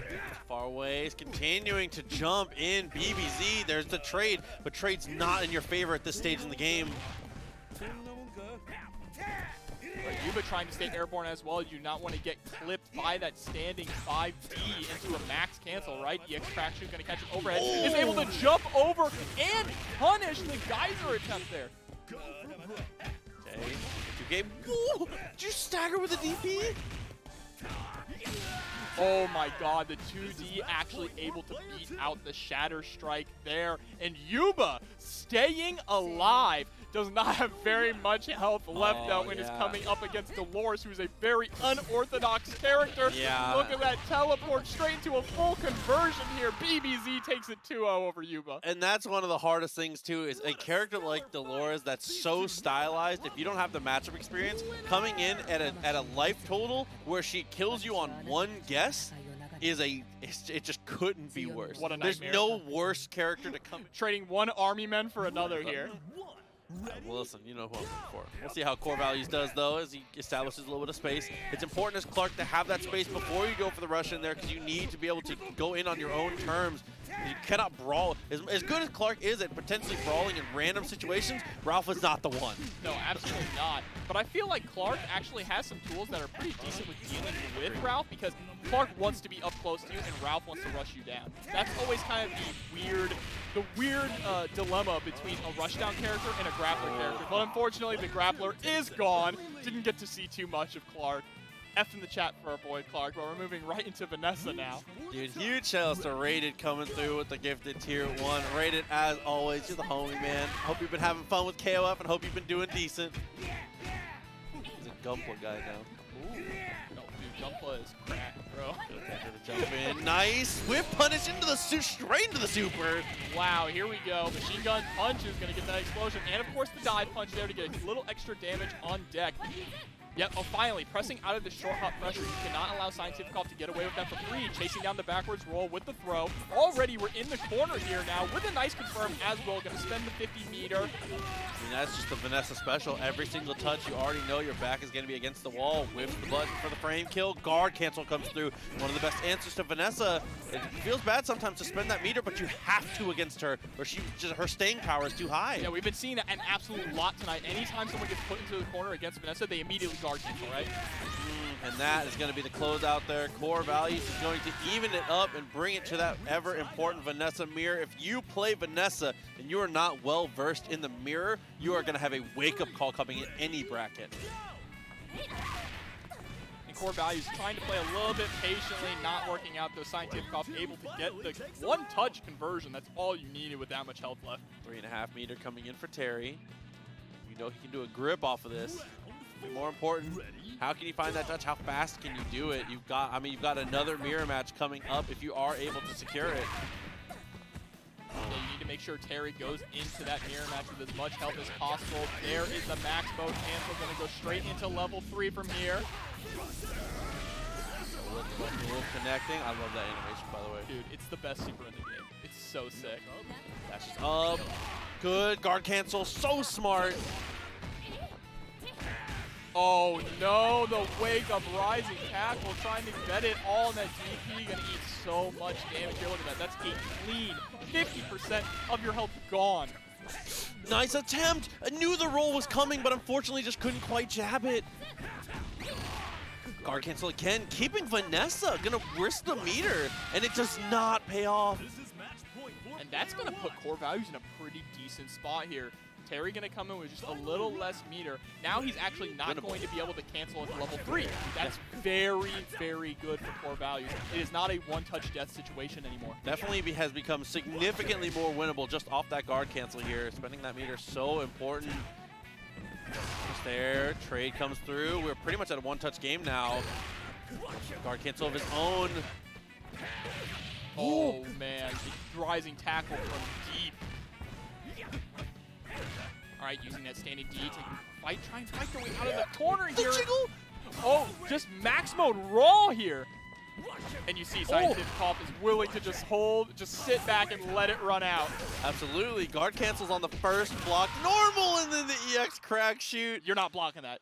That game was almost lost and then decidedly won by a guard cancel by Cientifikof in 2 different separate situations. That was terrifying on both accounts. Yeah, but great stuff to Cientifikof there. Going 1-0. CoreValues had some good stuff, though. I mean, it's something that we see so often in these matchups, especially when you have the explosive 2 last character slots. Clark has to do something. We need more mileage. And that was the thing. If Clark actually did work, that was CoreValues' game to free. Yeah, right? no troll. If Clark did anything, that's absolutely CoreValues' game. But now Clark looking significantly better in this one. Already a better start. But put here into the corner, there's the jump throw. Up. Love that Cientifikof always trying to stay active, not trying to fall into these commandos, but it's opening up the lows for CoreValues. Whipping those jabs there, saying, come on, approach. Able to finally Should get be able to kill. confirm. Yep, gonna go into EX tackle. Not quite. Needs that one more touch. Even Chip is starting to be a factor now. Oh my god, just punched him in the shins. Get out of here. No bird watching. Absolutely, and that is something that we see Cientifikof do a lot, which is just going for a lot of these short top CDs. You cannot allow Ralf to get away with that. It's just resetting pressure constantly, right? Same with Cientifikof there, actually. Just going straight in for the CD, and Clark immediately dashes backwards and sweep punishes it. Now we're in the vortex. Dashes up, gets the Frankensteiner. Do it again. The numbers don't lie. Oh, okay, neutral jump. Kind of lost the positioning war here, and Vanessa pressed to the corner, but he rolls out! And the 2D there with the sweep, but unfortunately jumping and placing themselves in the corner, they had to guard cancel there. Was almost able to get the punish as well, just a little too far away. What a trade with the 5D though. 8 the space up, gets the sweep, didn't get a cancel, but that's okay. One more touch can do it here. Clark, anything will make it work, but Vanessa is still in this. 1.5 meters. We're headed to the corner now. Spend those bars. Keep your character alive here. Yeah, Vanessa about to take you for a ride here. Clean 2D, gonna close it out, and this is a completely different Clark we're seeing from CoreValues now. Run up, sweep. I love it. If you have already landed commandos and you got them nervous about jumping, that is it. We literally said if Clark did anything, it was CoreValues game 3. Doing everything now. You are 100% correct. The sweep, trying to go for the EX, a little too far. That's gonna be a huge punish here. Tries to go for the cross up there, just jumps a little too far. Whips the Frankensteiner. I like that though. Frankensteiner does have invincibility on startup. I think that's a great idea if you think they're going to continue on the ground, if they're going to leave that gap. But unfortunately, Cientifikof, aware, able to jump out, really smart stuff. And Terry, we've seen a couple Terrys make comebacks even bigger than this already. Yeah, he's the comeback king in this game. All he needs is meter in a dream, but CoreValues already doing a great job starting off. Tons of meter on deck, has this smart positioning, and has the hard knockdown. The mix-up there is none. Cientifikof's just going to roll out of it. Oh, what a guard cancel, reading the cancel into the fireball, and that's part of the reason why guard cancel's so strong in this game. And you can make such hard call-outs on situations like that, and off of one attempt at a safe block string, Cientifikof is out of this second game. It is now 1-1. And that was a really just absolute turnaround of a game plan there. CoreValues dominated that entire match. There was not one point when they were not in control. Completely agreed. I mean, even when it came to Clark dying to Vanessa, I mean, even in that, it was more just kind of a back and forth thing. See if CoreValues can get that domination again. The point war, no, always decides a lot here, especially when the point characters are both so swingy like Clark and Ralf. Yeah, Cientifikof's definitely going to have to make some adjustments here to deal with CoreValues as Clark. And there's the German suplex, toss him full screen. Dashed up. For the Close D, did not go for anything afterwards. Pushed him away with the stand C. Try to go for the sweep into the command throw. Way too far, though. And I think one of the things that CoreValues is doing really well is starting to end a lot of this pressure in sweep, which is catching Cientifikof trying to do things here. Instead of going for the roll-up, goes straight in for the elbow drop, and now mixed up in the corner. That lockdown. Ralf mashes out of it, finds a sweep of his own, and now back to neutral. Advantage Ralf in that one, but he wins footsies with a sweep again. Yeah, CoreValues is doing this a lot. He's throwing out anti-air sweep to allow Cientifikof to land in it. Dash up Frankensteiner. Bro. Shouts to Scott Steiner. Here we are going into Vanessa now, and CoreValues Clark putting in so much work yet again. One of the key things that they are absolutely doing that Cientifikof has not had an answer for is they're using anti-air sweep, because it's not getting them too much, but what it is getting them is a knockdown, able to run their mix afterwards. Rolled underneath, found the hit, but actually didn't convert into anything there. But there's the EX tackle, follows up with the elbow, mix-up time. All right, patience here. Don't want to rush in. You do not have health to give if Vanessa's able to get one touch on you. Oh, okay. Cancel into the sweep and try to go for the long run to chase down the attempt at the tech backwards. Not there. Conversion though. Yep, into the EX tackle. There's the elbow drop. And another Frankensteiner as well. Could have canceled the EX, but it doesn't matter. Gets the 5D.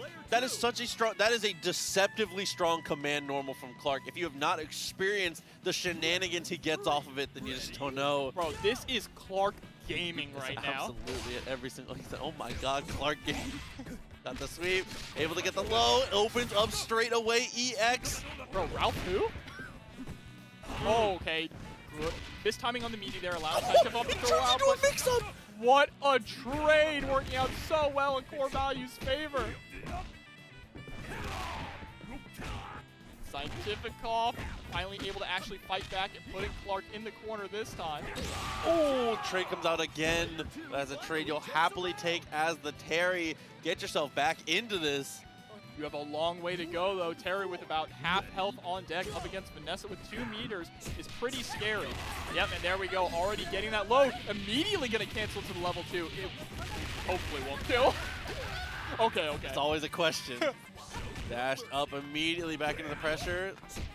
Cientifikof might be out of time here, and he is. CoreValues opens it up with the Vanessa, and that was a stark turnaround there. Cientifikof had the very, very strong. But facing off against Ralf, I mean, that fireball game is very strong, but if Ralf gets those jump-ins, and that's going to be the key factor here is the jump-ins, right? ViolentKain is going to have to play this zoning game so well and keep Ralf out. Luckily, that's kind of where Ralf struggles, if he even does struggle. Struggles in finger quotes for sure. It's against really strong fireball characters, and Joe is one of the best. Absolutely, able to have really decent pokes too, and it's not a lot of characters that can stand and deliver versus that 5D from Ralf. Joe definitely in that category, being able to whiff punish and trade pretty decently, and this damage is really starting to add up. I think he dies off of this actually. Absolutely he does. With the very final hit too. And that is a really high life lead here for Joe going into BBZ's Vanessa. Yeah, dude, jumping against Joe is so difficult. His fireball has such a, like, once the fireball's off his hands, his recovery is nearly done. You have to react so early into it or just know that it's coming. Bro, I'm inspired now. I'm going to play Joe. So it's going to be 50,000 more Joe players online after this. Whiff punish again on Vanessa. We're playing footsies with Vanessa. Using that standing Joe D. gaming. Yo, Joe gaming? Welcome again, 2 meters available. Looking for the hit, but BBC gets the jump in. Plenty of meter here. How much are you willing to spend? Seems like they're only going to spend that 50%. Unfortunately, drops the final conversion. Not dropped well enough, though, to get the punish. All right, there's the rising knee DP. Okay. Extra damage there, went for the jump in. Not too much afterwards. What a trade on the DP. Look, Joe is about to take out Vanessa, the second character. He's sitting on maximum meter. I mean, that's what we've seen from ViolentKain. Is he is content to spend 0 meter unless he knows it will kill with this Joe. He's always trying to set himself up for the Terry. So now, if he gets this kill on Vanessa, okay, Vanessa gets the kill. So Terry comes in, 4 meters available. If Terry kills Vanessa, spending no meter, just deletes the next character. Yeah, and then even afterwards, this is what we've seen so far tonight. If any of you are just tuning in, ViolentKain's strategy so far tonight has been to rock Joe on points, play that zoning game, build as much meter as possible for Terry to come in on mid and dump it all, because Joe on anchor needs no meter. But BBZ, the Vanessa has been the strongest character for the most part here. And that's the scary thing, is that we have no data on BBZ's Dolores really, other than other tournaments from them. Hasn't really been forced to play the Dolores yet until right now. And ViolentKain able to close it out with just one EX crack shoot, so still has a lot of meter on deck. You know that we're going to see a max cancel on the very first touch possible. Yeah, and we talked about Dolores earlier, how she's a really awkward and interesting character when it comes to King of Fighters, especially in the way that she structures her pressure. But what a Shatter Strike here, going to get a full conversion into the Power Geyser. Oh, and the jump in after the Power Geyser there. Terry gets another clean conversion into the Super. 2 touches is all it takes, and it doesn't matter what position Terry is in. It could happen to you. Terry Bogart, well, Terry Bogart. Wow. That is ViolentKain up 1-0 right now against BBZ pretty decisively. Oh, looks like we're going to be seeing either a change in order or possibly a character switch. Maybe a character swap here. Maybe just doesn't like the matchup order. I mean, obviously we saw Joe was incredibly dominant early on into that one. If you have a better anti-zoner pick or potential something, potential just like you said, swap the order to see something you like a little bit more. Just don't let your point character get eaten up by Joe like that again. And I think that is going to be it. On Hell is going to be the answer to Joe, it looks like. So this is some of that, like we said, veteran KOF stuff coming through with the counter pick, it looks like. Now, On Hell, absolutely the hardest character in the game to play. I think so? Yes, for sure. I respect It's that. just based on the, basically she is a 2D character, a King of Fighters character with a Tekken move list. 28? Yeah, it's her Unchained series, just being able to go into basically anything off of anything. She's so wild. She's absolutely a point character. She needs no meter to get work done. So we're going to see how it fares here against Joe. Yeah, very specifically picked into the Joe. The rest of the team has stayed the same here. BBZ got the bait. Let's see what kind of damage she can put out here. On Hell worked him to the corner already. All right, that's jumping back B to push out. So far, they're pretty even. It's working out decently here, able to get the conversion, but just pressing that standing C to just get out of my face. Yeah, better for sure. Went for the short hop again. He did not get the conversion, and the fireball trips him up a little bit. On Hell gets the jump in, jumps in again, jumping on Joe and getting away with it here. BBZ's timing's kind of nasty. Yeah, but ViolentKain with this short hop pressure, trying to jump back with those buttons now to create some space. Good throw there into the corner. Ooh. Okay. Great awareness there from BBZ to recognize the rollout. Oh, switching sides there too, but a great throw tech from ViolentKain. See, had some dirty plans there. Didn't quite work out. ViolentKain needs one more touch. Both players single hit. And that is going to be it. BBZ actually resets it and gets the kill. Yep, finally able to close out Joe with the first blood. This is working out really well so far for BBZ. Of course, On Hell coming in up against Terry with barely any meter left. But we did see that Vanessa, BBZ's Vanessa to be more specific, is incredibly good against ViolentKain's Terry, able to put in a lot of work. Terry, though, again, in one of those situations, goes for the EX crack shoot. Never comes through, and the reaction jump backwards. ViolentKain, no bird watching. Gonna go for that anti-air right away. We do have a max meter Vanessa coming out, though. And she is very good against Terry, like we mentioned a few times already tonight. Terry starting to show a little bit of cracks, and those cracks are how he struggles against characters who are incredibly fast. And Vanessa, one of the fastest characters in the game. Got the throw, throws him back to mid-screen though. Little trade off of that. Try to go for the short hop in. One touch. He will dump the meter. Vanessa dies on potentially this touch. This could just be it. She's dead? No way. Yeah, she ain't okay. No way, she's just gone. Okay. Him? Okay. Oh, Pixel.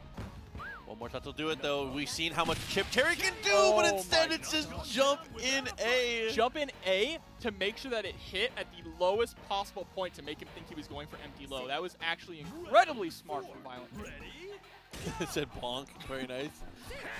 Oh, what a trade. So unfortunate there for BBZ as the Dolores again One of the first times we're going to get to see the Dolores shine here from him.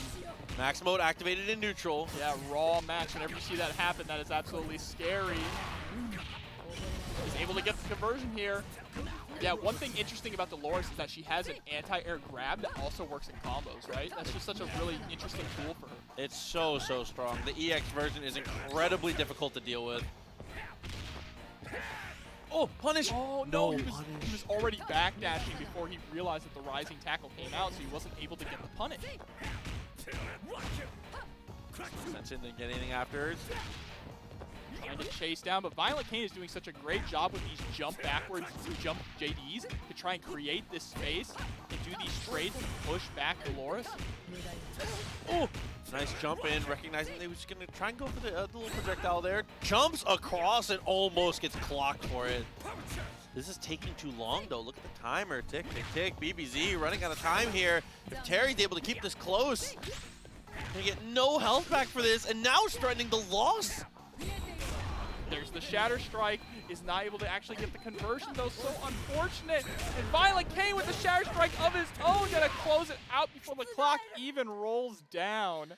ViolentKain taking it 2-0 over BPZ here. First match of top 8, by the way. We might have a little bit of an end to the Clark story, maybe earlier than we would expect here. Yeah, he has to get through Wero now. Wero's Athena is one of the strongest, if not the strongest that I've seen from most players here playing in like these NA tournaments. It is incredibly difficult to deal with. And it's Vanessa, no slouch either, does such a great job for the most part. Trying to go for that uppercut there. Good block there, getting the punish with the 2D as well. Look at the pressure here from CoreValues, staying on top of Wero, not allowing Vanessa to escape. There's the Frankensteiner. Yeah, fake median with Frankensteiner, trades out. Vanessa went for the CD, looking for the EX throw. CoreValues with that, dude, that signature anti-air sweep. He finds anti-air sweep more than anyone. It's putting in so much work. It's actually insane.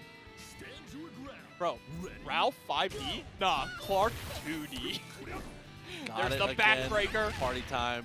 Dashes up again. Blocks the DP. Grip of damage coming. Gonna get a full conversion here in the corner with the EX tackle. Got the connection, but yeah, went for the command movement. Unfortunately, does not work out against the aerial opponent here, so back to neutral. And again, this is arguably the strongest Athena in the business. Yeah, and Wero just really scared of this Clark. I do not blame him. Trying to play this lane game and stay out. Not trying to jump in like we've seen before. Recognizing already, oh my god, counter anti-air 2D is putting in a little too much work. There's the EX tackle. Is this going to be enough to kill?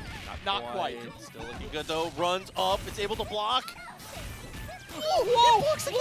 What in the world? Blocks the cross-up as well. CoreValues, what are you doing? Oh my And there's God. the sweep. He ends almost all of his pressure with sweep as well, and it's working. We have not seen Wero get manhandled like this ever in a TNS practice. Especially being able to go for the command dash after that sweep. Clark actually gets an incredible reward after landing sweep. If you know it's going to hit, he can just dash up, but try to go for the Frankensteiner, was already jumping out of it, and there's the DP. Oh, roll backwards there. Oh my god, the roll backwards to actually get the punish. Pressure came out, was able to wake up with the DP, wakes up with the throw. One more touch could do it. Oh, puts his hands up. Come here. But that's a punish though. Elbow drop, back into it. Look at the hit. Tried to go for the command though, preempted it. It does not work out. Wero survives. But at what cost? It's Terry all by himself. Yeah, Terry all by himself up against Vanessa and a Terry on the back end as well. This is such a scary situation to be in. Of course, look at CoreValues' meter as well. Oh, okay, very close one. The armor is so Absolutely scary. scary trade. Oh, there's the level 2. CoreValues taking game 1 here. Should absolutely be enough. First game down. And more of the same. If you can't stop him, what are you gonna? What could possibly be the answer? How do you stop a Clark that just keeps being? Because that's the scary part. Is like Clark does have issues getting to you sometimes, but once he gets to you, if he is continually correct, there's just no answer. He has an answer to everything. He just has to hard commit to that answer. So if he just keeps beating you in rock paper scissors, what do you do about it? Yeah, absolutely. I mean, no one's had an answer for CoreValues yet. They've basically just kind of been whittling Clark down until their final character was able to close him out, right? That seems to be the story so far. But Wero finally seems to have an answer, and the answer seems to be just be as aggressive. I like that. I mean, a lot of the times you can knock grapplers off their block by being super aggressive, just like that, jumping out of the Frankensteiner, but there's the trade. Clark getting a little more room to work, and that is the guard point to be able to get through. Elbow drop. Back into the mix. Doesn't get the combo, though.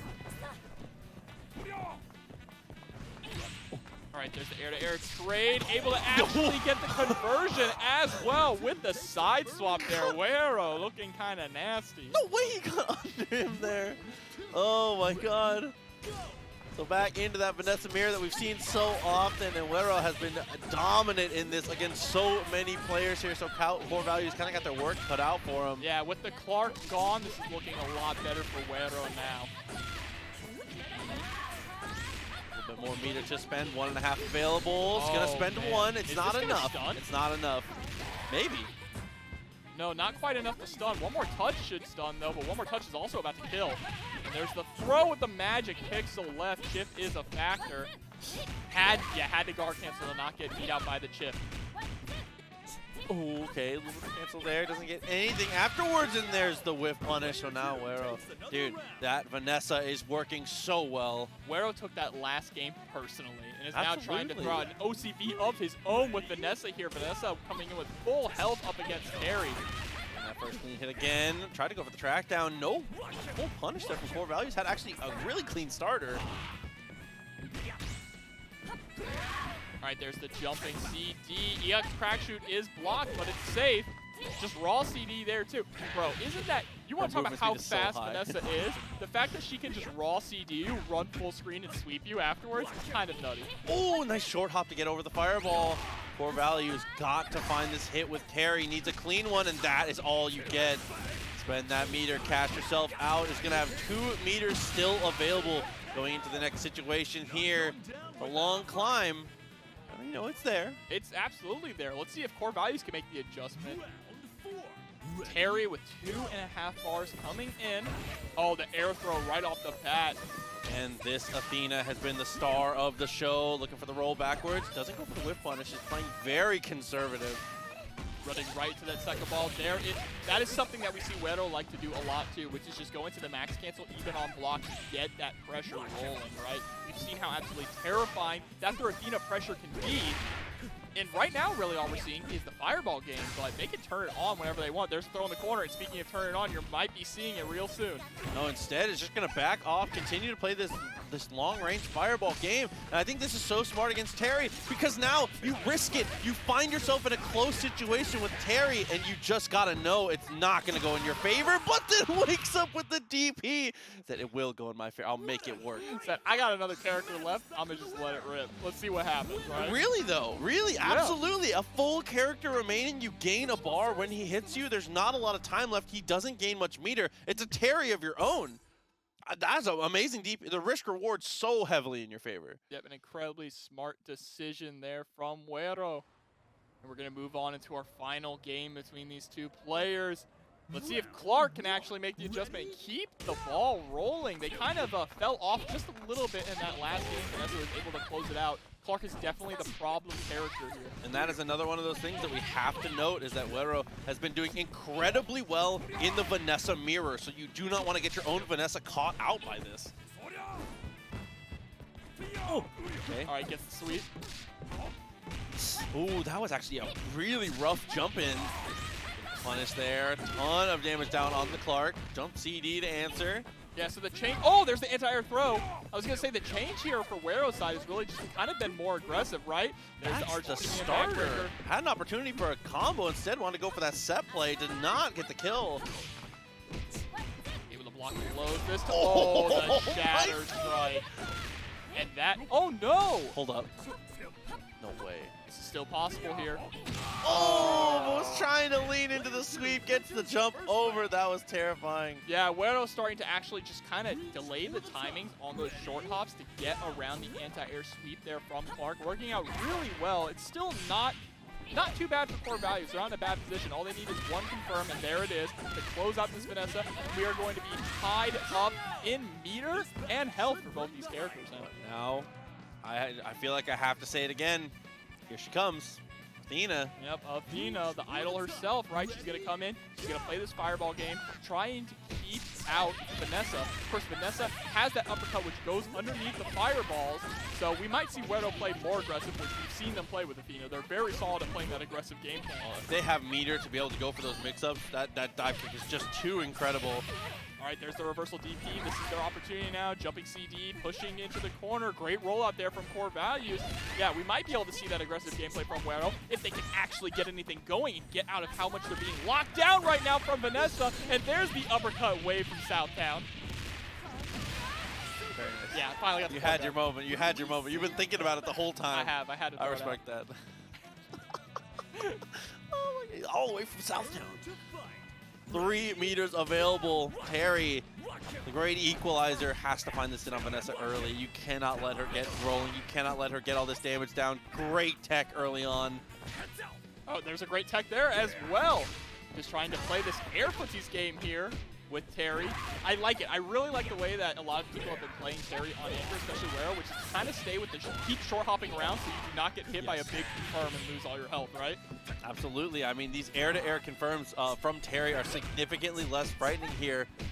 I'd rather take a DP than a level 3 every single time, and that is the reward as well. These jump-ins can be so brutal as Vanessa does a huge grip of damage again, and look for the follow-up, but the roll comes through.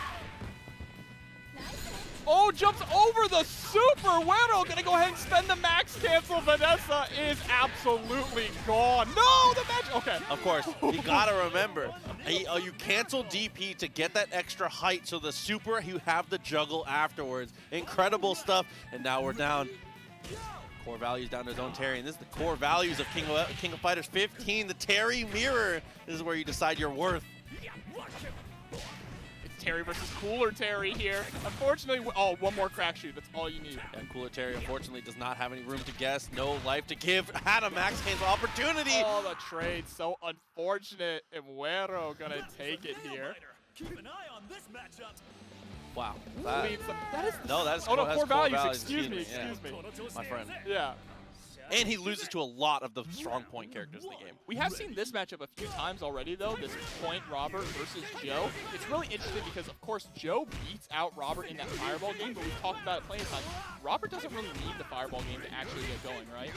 Yeah, it's been incredibly back and forth, like between every single Joe and Robert that we've seen. But here, early on, Rosa, so strong being able to stop out these options from Brightside as he's locked down, continued to block this fireball, and jumps over the first EX he throws.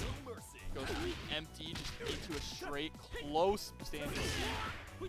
There's the blowback into the corner, though. Things are kind of changed up now. This time, Brightside has the pressure in the corner. There's a nice blowback as well. Goes for the empty hop low. And the DP. Won't give up that easy. Not willing to give that one up. It's going to be Joe back in it. Elisabeth, another kind of tough matchup here. I think Joe does fine, though. Even-ish, I'd say. If anything, maybe slightly Elisabeth, but, you know, very doable from both sides. Joe definitely kind of needs his Fireball game to work, right? So having to play around Elisabeth's Reflect is going to be kind of difficult here. And Just there like it that, is. yep. We're already seeing it right off the bat. Yeah, forcing Joe to jump over his own Fireball, right? Oh, misses the cross up there. Has to hold on to this pressure. It's a pretty dangerous position to be in, and there you go. Joe, El Rosa jumping right into their own Fireball, and that is the end of Joe. It's time. It's The time for the king of dinosaurs. Yellow monster. This is a very hard matchup for Dinosaur, I do believe, though. Elisabeth has all the tools to be able to keep him out. Dino gets rolling, you know what can happen. This is a very high momentum type of character. There's the EX. You're continuing in on the rush down here. And one thing that's interesting, too, is, yeah, having that little bit of meter also allows him to get some anti-fireball command grab games, right? Of course, he doesn't really have to worry about that too much against Elisabeth, but having that option is incredibly nice for when Athena comes in next. You have to be careful about how you use it, though, because it is not invulnerable to fireballs, though. It just is a great answer for jumping over them. Oh, my activate. God. With the raw overhead, get those bites in. Gonna go for the level 3, picks up off the ground, an incredibly powerful tool. Set the volcano off with the KO. Is enough to kill Dinosaur. Incredibly high damage, and that's one of the nice things about playing him second is that while he only needs a little bit of meter to play neutral and cash out on damage, he's more than capable of being able to just fully cash out, spend the max, get all the damage you need out of it, and there is that armored command throw that we see so often from him. Do it again! That's kind of the sign of a true grappler character in King of Fighters. If they have an armored command throw, and there's 3 of them. Keep hitting him with the Azuna drop. Oh, resets. Low profile the jab though.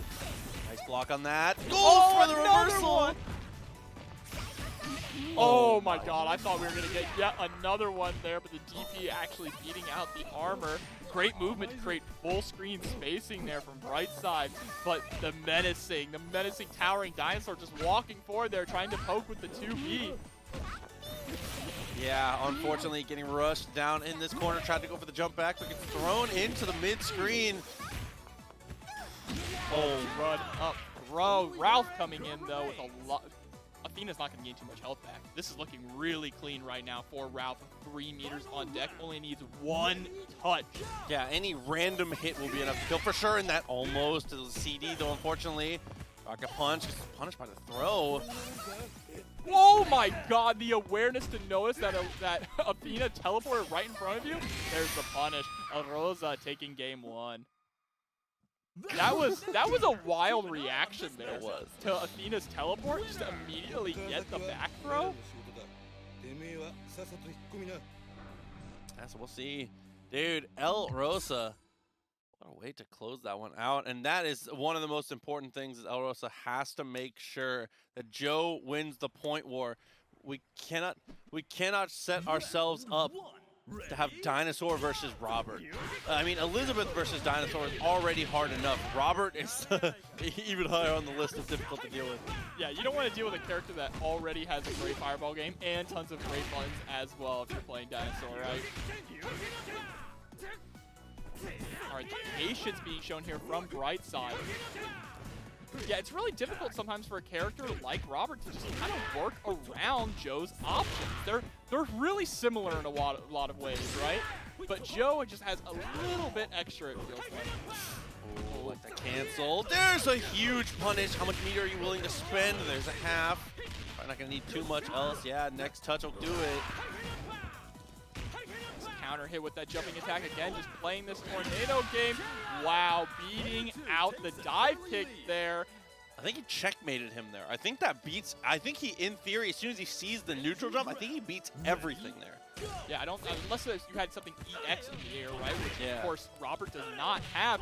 2 run-up throws off the bat, and then tries to bait out the run-up throw again and goes for a low this time. My God, Rosa's Joe is on fire right now. All right, that standing D from Elisabeth putting in work. No punish attempt at all there. For the run up low, are we going to close this out? Yes, we are with the level 1. Good call, spend it all. Make sure the Joe goes down. Get in your better matchup here to deal with the king of the dinos. That's one of the hard things for Rosa in this one is that there's just no good matchups for Dinosaur on the other team. Swipe in the mid screen, just whiffing against a meter. Always a good decision. The unfortunate thing is what Rosa did last game with Dinosaur is kind of those 1-punch tickets, right? Where you just get the throws over and over and over. 2-punch ticket, never mind. jobber. What am I talking about? Punch the ticket again. For the swipes, very nice. Negative but safe from that spacing. We'll just try to jab him out. Any damage will do it. Chip is a factor as well. Goes to the max cancel, but unfortunately caught Rosa in the air, so not able to get it confirmed in the 2A is going to close that out. We are moving on to Anchor Athena again here. Now or never. Ready? And we saw how difficult this was for Rosa to get around before as well. It's just a really kind of suffering matchup for guys, all right? But not if you get a clean jump in like that. Going to spend the meter as well, get the corner carry, put them down. Okay, the headbutt there, too far away to actually get the cancel. Jumps in, no follow-up, but there we go. Jumping command throw. So wake up DP into super there from Brightside. You have to get rid of Dinosaur as fast as possible and as efficiently using that movement, creating the space as well. Dinosaur, though, sitting on 3 bars. And of course, one thing that King of Dinosaurs does have, which we haven't seen yet, is normals that actually can stuff out fireballs, right? Yes. It's like quite often that, and his bullback is actually pretty good for trading out with fireballs here because he can cancel into the jump to close the distance, but now I think he might not have another opportunity. Was expecting a DP there, but there's the jump in, EX full screen. All right, Dinosaur did his job. He put in work and was able to stall out the game. And now Rosa has a really good situation coming in with Ralf up against a half-health Athena with only about 2 bars on him. Yeah, we've seen this one already. Rosa just needs to find anything there. There's the DP. Good answer there. Standing C. Clean roll through, but just the patience for both characters staring each other down. There's the sweep pushing into the corner here. 2C, straight in the max cancel. There's the DP on. Steal back your own turn. Dashed up, couldn't find anything. Rocket punch. Follow up there. Great card cancel as well.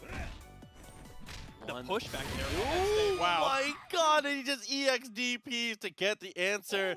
Rosa is going to take it 2-0 over Brightside, but Brightside had an incredible run through this tournament. Yep, and Cientifikof, of course, rocking the meta team here. Ralf, Vanessa, Terry.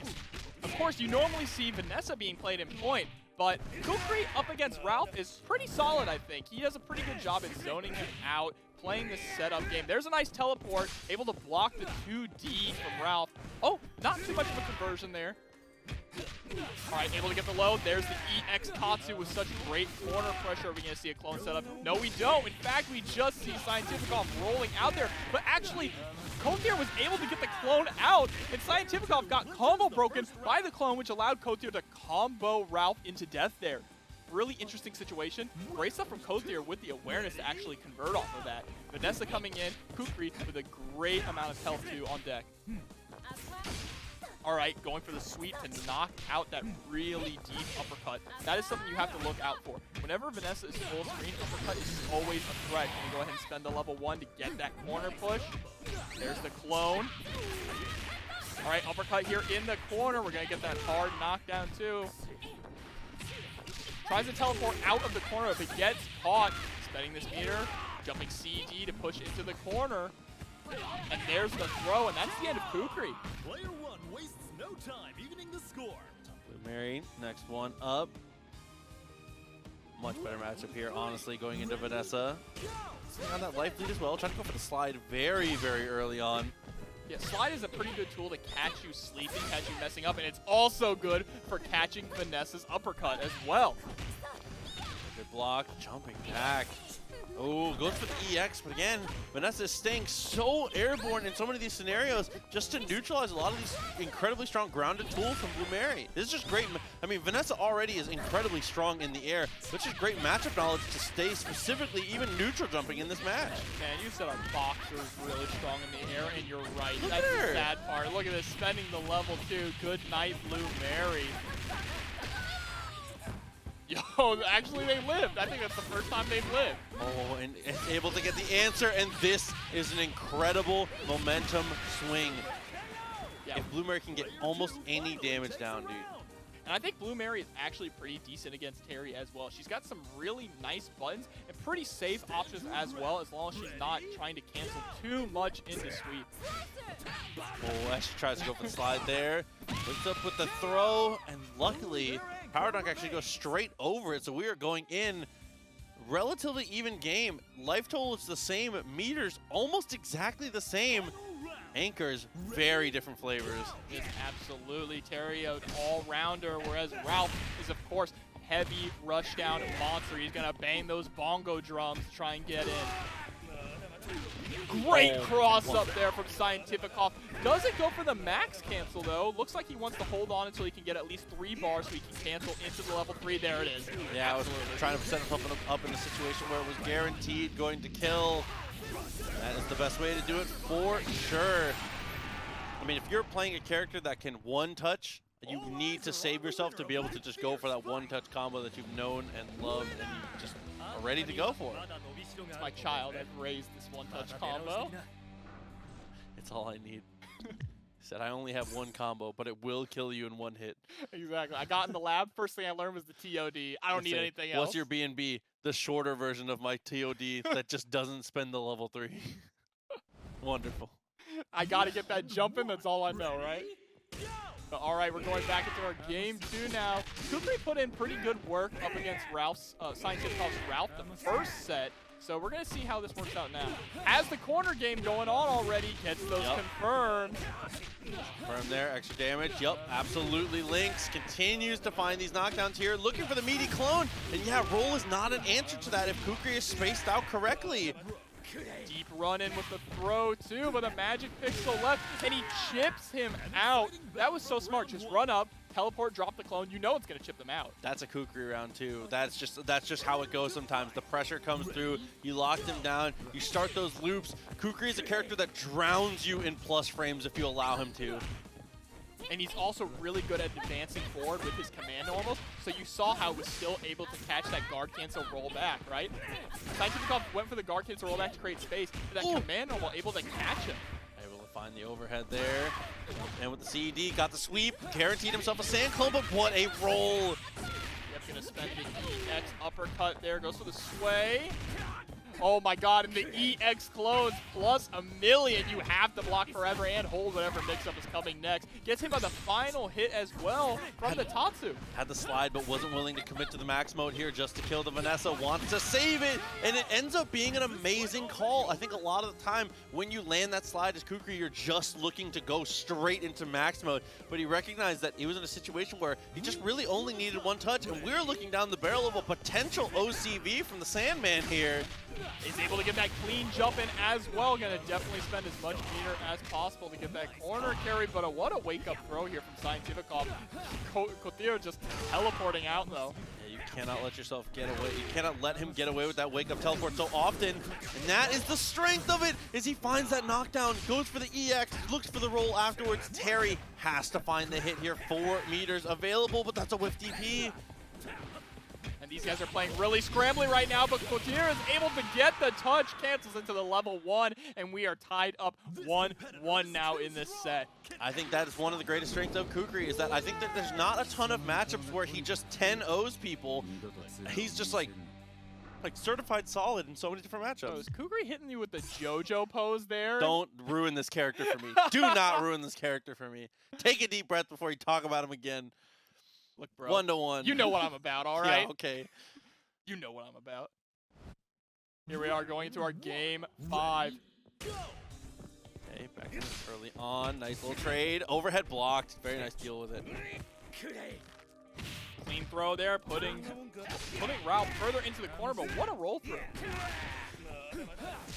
Oh, yeah, see, being able to cancel on whip there into a very strong fireball for chase downs there. Plus frames available, but Ralf, no confirm off of that, actually. Couple missed in a row from Cientifikof. Oh, no confirm, unfortunately, off of the 2 crouching Bs, but there's the sweep to try and create some pressure. Of course, Kotir just with that patented wake-up EX clone. Okay, it's going to go straight into the EX there. Follow up. Plus frames. Oh, and goes straight back into the Tatsu. Another closeout. And Kotir putting in work with Kukri right now. Doing such a great job getting the first blood here in the next round, but forced to block this Vanessa pressure. There's the 2D, yet another one. Waking up with clones so often, was able to get the touch there with it, but no roof follow-up, nothing really to do. Able to run through, but not getting the punish. Okay, back out, clone in place. What a follow-up here, killing this Kukri so much earlier.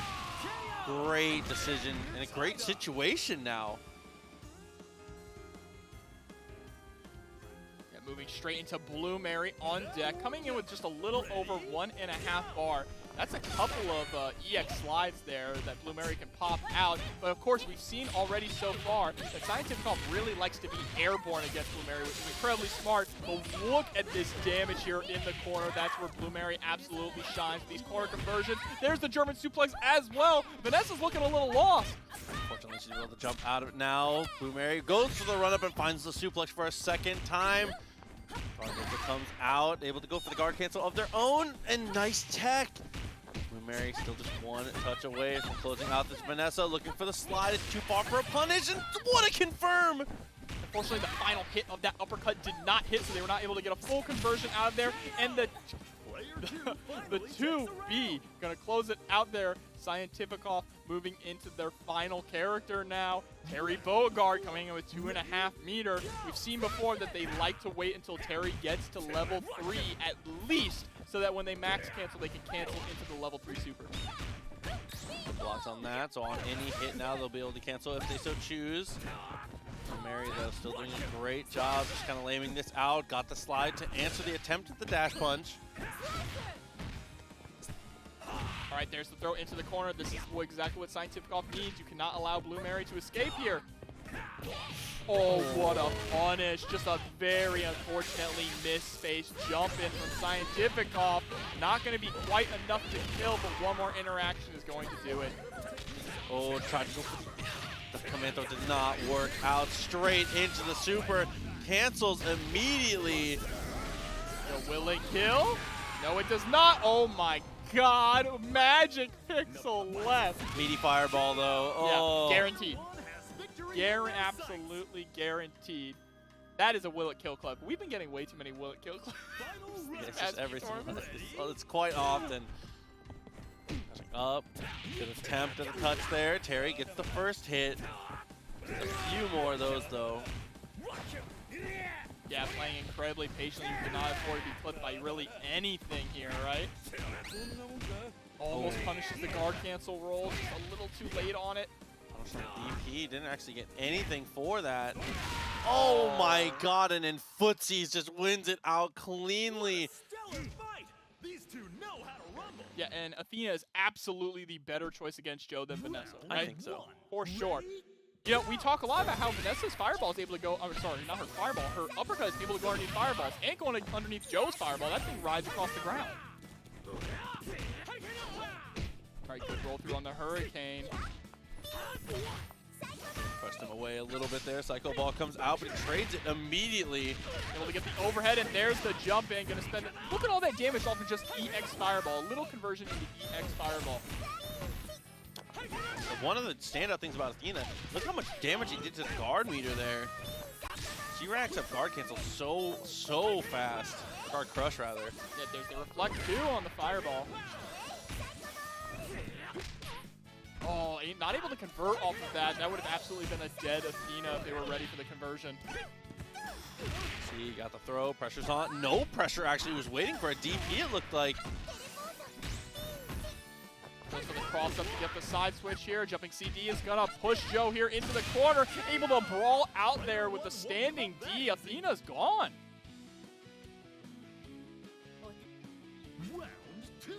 And here we go, Vanessa coming in, and this is what we were talking about before. The fireball game works a lot better against Vanessa here. Run up DP to punish the jump-in attempt. Goes well, there's the overhead. Goes for the low that time. Oh my God, the jump-ins. Hit from Rosa here, but there's the guard cancel. Able to get the uppercut there. Yep, going to spend the EX uppercut as well. Jumping CD to push all the way towards the corner. Nice wake-up DP there from Rosa. A very minimal punish coming from Wero. Oh my God, what a tech! Unbelievable! The stare down into the throw attempt. Oh, absolutely. I respect that. I like the attempt though. You can't throw the fireball. You know he DP's under. And if he was able to actually land that, that would have been death. He would have converted that straight into super. But here comes the Dinosaur. So let's see how Dinosaur can actually fare against Vanessa. This is not something I've actually seen too often. I definitely think this is Vanessa favorite. Dinosaur has the tools to fight it for sure, though, especially having this much meter, but there actually doesn't get the open up. The overhead is dealt with. Rosa wakes up with the roll, but it still is able to get the throw. Yeah, Wero with a roll of their own, so that jumping button there from Dinosaur with. so unfortunate. There's the raw overhead into max mode cancel. Doesn't get much though. Actually didn't get EX follow-up, so not too much to go off the max mode, and the throw comes to follow through. Yeah, just a little too high on that jump, and that's something really important to note. If someone's going to do a jump in button on you and it hits, you might as well attempt to throw them. If they were a little too high, you will be guaranteed to get the throw. Alright, super knock. Oh, okay, yeah, absolutely. Forgot. He I forgot. forgot about the final hit. Dinosaur putting in that work, getting rid of that problematic Vanessa here, but now has to deal with Terry. Fortunately for El Rosa, Terry is coming in with only 1.5 meters. Not as scary. This is another one of those matches where I think that Dino can do just fine as long as you know what you're looking for here. Bite OTG back to the corner. Good jump out there of the attempted DP grab.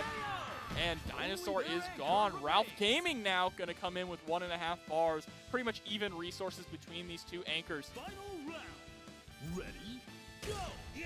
Oh, round start standing D. Why not? Hit that sweet chin music. Next with the dash punch there. Nice tech.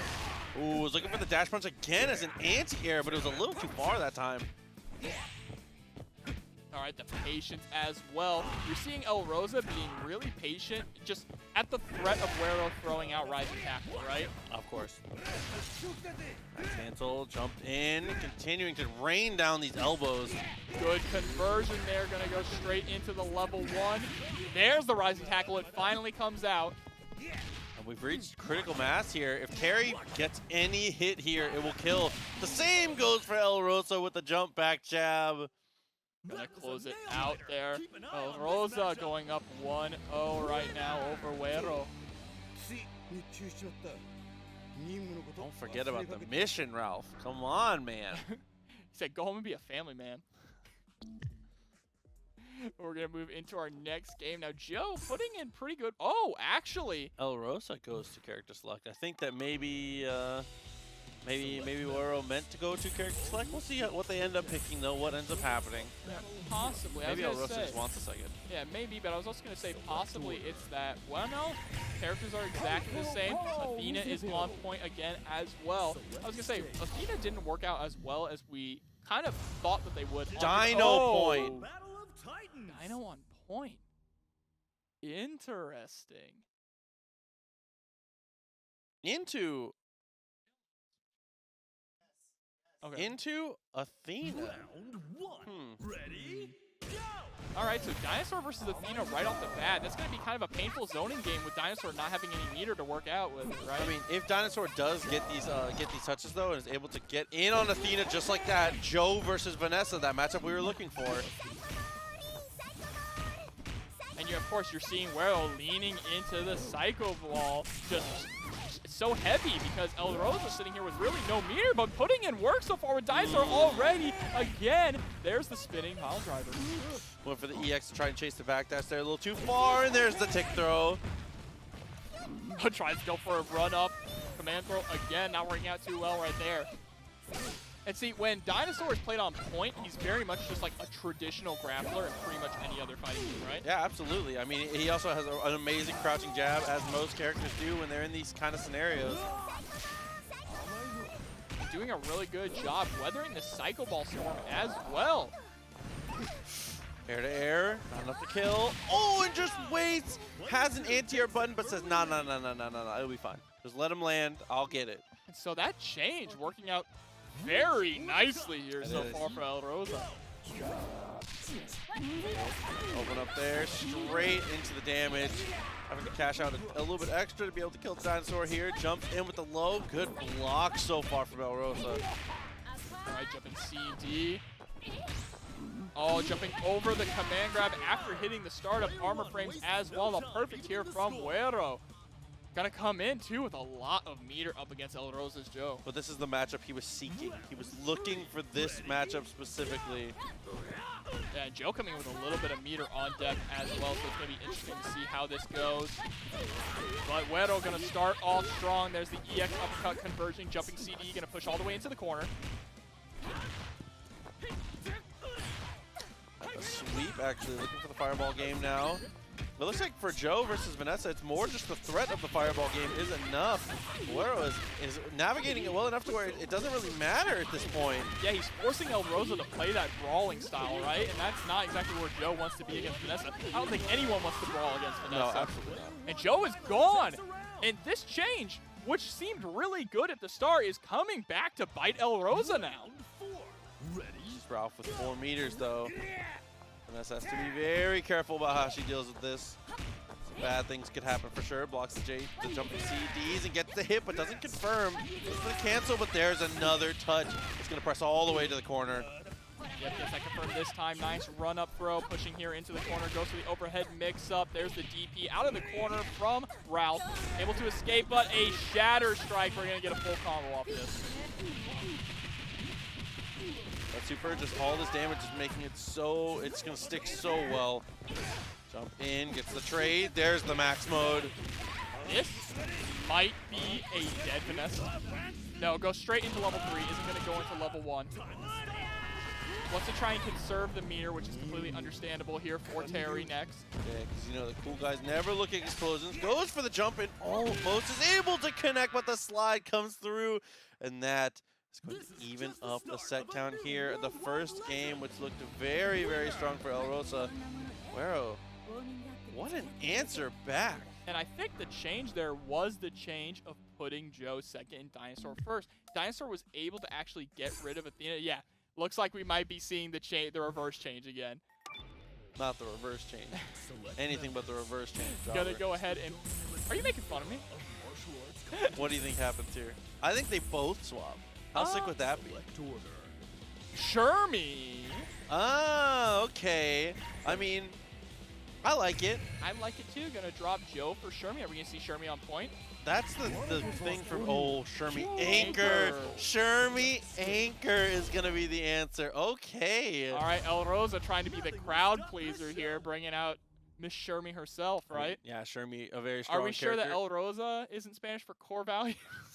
Shermie's got a lot of toxic stuff for sure. I mean, if she can lock you down, if she can get that pressure on, it can be so difficult. And I think that she also is a character that can fare very well against Terry.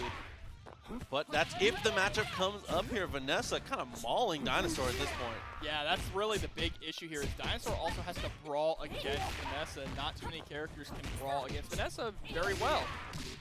I mean, he does have the armored moves on his command grabs. But the problem is that Wero is able to react to that and jump right over it. Blocks in a row, guard, crush, and immediately is able to answer. Another one of the strengths of Vanessa is dealing so much damage to the guard meter and being able to almost always get like a very high damage confirm off of those. Some characters have to opt into weaker stuff like a sweep or starting with a special move. Vanessa generally gets like a dash up normal. Is going to go ahead and dash up to the normal here, but standing deep, fighting their way out of the corner. El Rosa. Ralf in this matchup though, 2.5 meters, jumps in with the drop kick, pushes him away. Went for the short hop, but Vanessa is just on skates. There's a throw though, pushing us back to mid-screen. Both these guys are trading so much, but one uppercut is going to do it, sending Ralf into the corner. Wero yet again in a very advantageous situation. Oh, the EX. I like that. Tried to go for the run-up throw. A little too far. 5D. Nothing to be able to convert, though. Oh, going for that double overhead there with the rocket punch. It's hit so far every single time they've used it tonight. But landing right into the Shatter Strike. Drops the confirm, though. That's so unfortunate. Had to spend the meter for the Shatter Strike as well. I was going to say, speaking of things that have been hitting all night, that Shadow Strike has been putting in mileage for everyone. And there's another short hop. Vanessa threatening it out. It's all down to the wild card pick here in the Shermie. Anchor Shermie, 3 meters. Show me the vortex.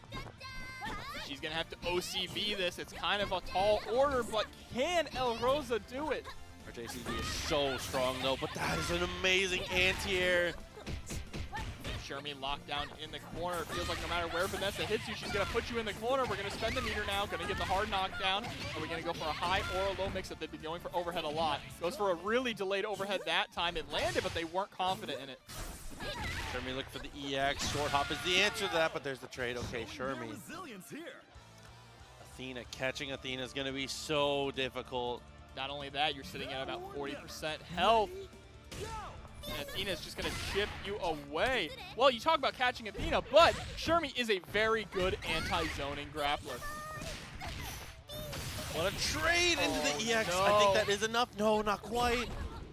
Wake up Shatter Strike. Oh, punish. Huge punish coming. Yep, a grip of damage there off only 6 hits. Shermie hits like a truck. Tries to go for the EX command grab and is going to get chipped out, though, there on block. Wero taking it 2-1 over El Rosa. Yeah, and I think that just came down. Play anything anywhere as long as you're comfortable and confident with it. One thing that comes straight up to mind on paper is that Dolores is really good at catching people who are trying to run away, right? Yes. Very long-reaching normals with her little mud buddy. So maybe she's thinking, or maybe BBZ is thinking that they can catch Kukri when they're trying to teleport away, right? Yeah, or just keep him locked down to a point where he never even gets to teleport, because just like that, a 2B, but there's the throw, dashes across, gets the overhead. Kukri getting a lot of control here as he finds the hit and is going to get set play off of this. Very plus on that. Goes for the overhead. Not punishable, but pretty far. Pushes it pretty far away. Oh no! Kotir pushing himself into the corner of the bed. There's the EX clone plus a million.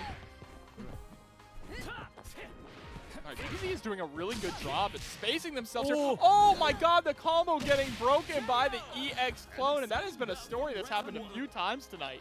Yeah, you've got to be aware there's a lot of things you can do to get out of the situation, which is so difficult. And now Ralf 1-5D from cleaning out the Sand Lord here, and you can see he's already pressed it. What a block! That was an overhead.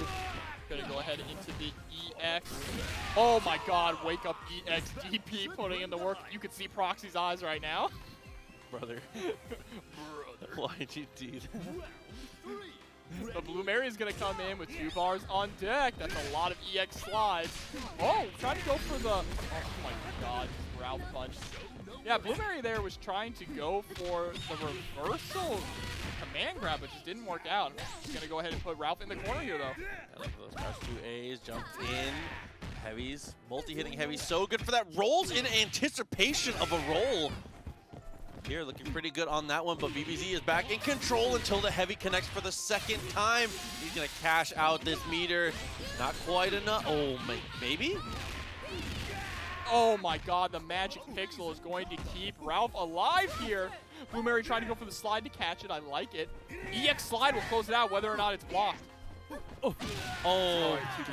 It just barely catches there in the end with the sweep. Here we are coming to Terry, Bogard, Anchor with almost 4 bars on deck. 1 touch should be able to absolutely delete Blue Mary from the game here. But a great DP upon landing there from Kotir. Nice throw as well. Oh my god, the suplex.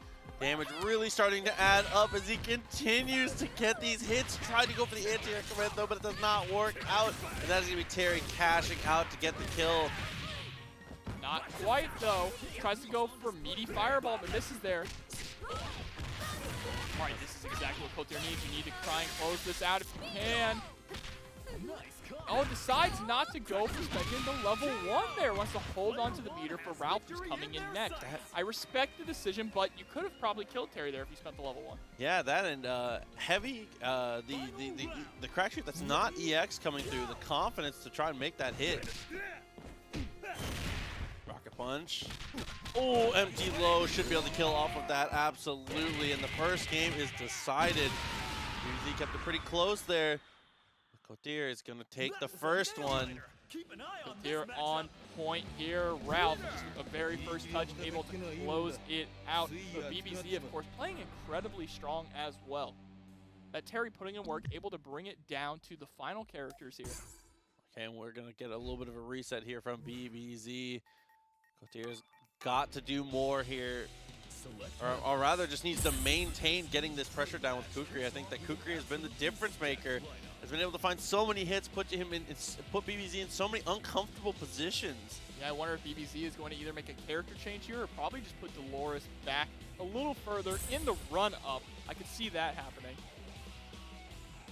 Yeah, I mean, just changing the order I think would be good. I mean, it has been very effective with all of these characters. Not expecting a change from that regard. And Kotir taking their time to pick characters too here. Select order. Let's see, we're gonna. Oh, we have okay. Angel and Kula coming in. That's interesting here for BBZ. I like. Well, we saw Angel up against Kukri before. Yeah, and it did work pretty decently. Yeah, but also bringing out Kula. That's an interesting choice as well. Yeah, Kula, I think a lot of people assume is like a weaker character in the game. BBZ seeing something for sure, though. We'll have to see how it works out for them. First up, though, is Angel trying to deal with the sand demon himself, and that's a great way to start. Yeah, a grip of damage here. One great thing about Angel, she absolutely does not need meter to get big damage at all. One of the most efficient characters here. All right, there we go. EX Tatsu gonna push her into the corner with the sand. Oh my god, good night, Angel though. But extra damage on that, and it goes for the overhead, and that is the power of Kukri. The plus frames never end, the pressure never ends. And here we go. It's up to Kula now. And, you know, like you said, Kula, people have been kind of debating whether or not she's a good character, right? I think the majority of the community seems to think that she's not that strong, but we'll find out very, very quickly as players start to play her a little bit more. Yeah, and Kukri's going to have to lock her down in the corner here, doing a good job of escaping, just jumping out, though. BBZ being pretty airborne. Good roll out of the corner, but unfortunately gets punished there by Kotir. Up, gets the answer, but the clone breaks up the combo. Why does Kukri have a burst? Nice GP. Good answer there, but the multi-hitting 5C unfortunately kind of bites him on the butt that time. He still gets the Tatsu. Yeah, and there's the low to close it out there. And now already down to their anchor, it's all up to Dolores now. Kukri trying to get through with this OCV. But Dolores sitting on 4.5 bars. One touch will do a lot. If they even get the chance, though, they haven't been able to block any of these mix-ups here from Kukri in this pressure. Double fireball with the EX, finds the overhead. Continuing that pressure here, plus frames. Continuing to steal the turns, but there's the crumple. Isn't able to actually get a confirm off of it, though. I like that attempt. Good jump there to get out of the clone, but the jump unfortunately puts you in a compromised position. That is not plus on the EX, though. Oh, good trade there, or not a trade, but good hit there in the air from Kotir, pushing BBZ all the way in the corner, but a wake-up throw gonna push us back to mid-screen. Oh, I like the idea, trying to jump out of the clones, but Kotir's so ready for it, chasing to the air, and the Tatsu is gonna close it out. Kotir takes it. Yeah, I was able, unfortunately dropped the combo there, but it was still enough to chip, and on those finals now. So, Clark versus Joe, a matchup we talked a bunch about being kind of poor. CoreValues has proven is more than capable against a couple people, but not against ViolentKain yet. Yeah, ViolentKain is a different caliber of player, right? All the way in this top 8, that is why these two players are in winners final side. But of course, CoreValues showing that a lot of Clark's bad matchups are all in your mind. Gets the sweep there, putting ViolentKain here into the corner now, not even allowing him to get that fireball game going. Grade 2A, just to stuff that, jumps over the fireballs, just waiting it out, not wanting to be overly aggressive, but as I say that, immediately goes in with it. Now we're going to drop the elbow. Party time on the mix-up, but there's the DP. All right, good roll through on the tornado there. Oh, able to jump in, almost got a confirm off of it. Good 2D punish though, pushing really far. ViolentKain doing a good job now playing that fireball zoning game here, keeping Clark out. Oh, dashed up and blocks the fireball this time, or the DP rather. CoreValues, so smart to go for that. I mean, ViolentKain has shown he's not afraid in the slightest to rip that DP in every single stretch. And we've seen this work out so well. Mid Terry coming in with a great amount of meter on deck. One touch, and of course Clark is going to be absolutely obliterated. Jump in, oh my god, it looks like a bad jump in, but lands, goes straight into the armor. Looks for it again, but I mean, first world problems, 2+ to command though. Oh no. Yep, straight into level 3, and that is a dead Clark. It was great timing as well for ViolentKain. Gonna build up so much health here for Terry, going up against CoreValues Vanessa coming in. And think that Vanessa has been, all night tonight, Vanessa's been doing so well against Terry. ViolentKain is able to deal with it, or if CoreValues is able to continue kind of the dominance that we've seen from the Vanessas. Cancel to re-stagger the pressure, gets the hit, spends the EX. ViolentKain, third of that life gone. CoreValues going to go for the overhead jumping CD there, using that jumping CD to get those plus frames on block.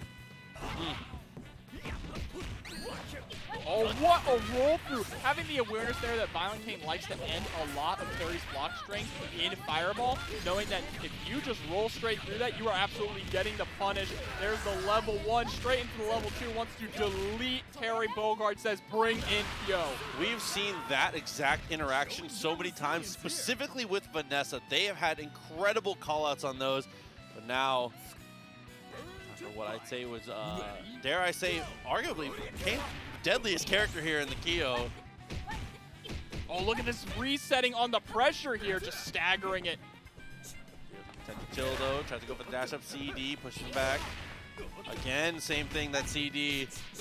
The stagger pressure works out this time, is able to get the low. There's the EX uppercut, gonna get the hard knockdown as well.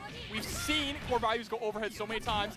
Goes overhead yet again. They haven't even tried to change the mix up there in the corner. If it works, right? But ViolentKain finally fighting back.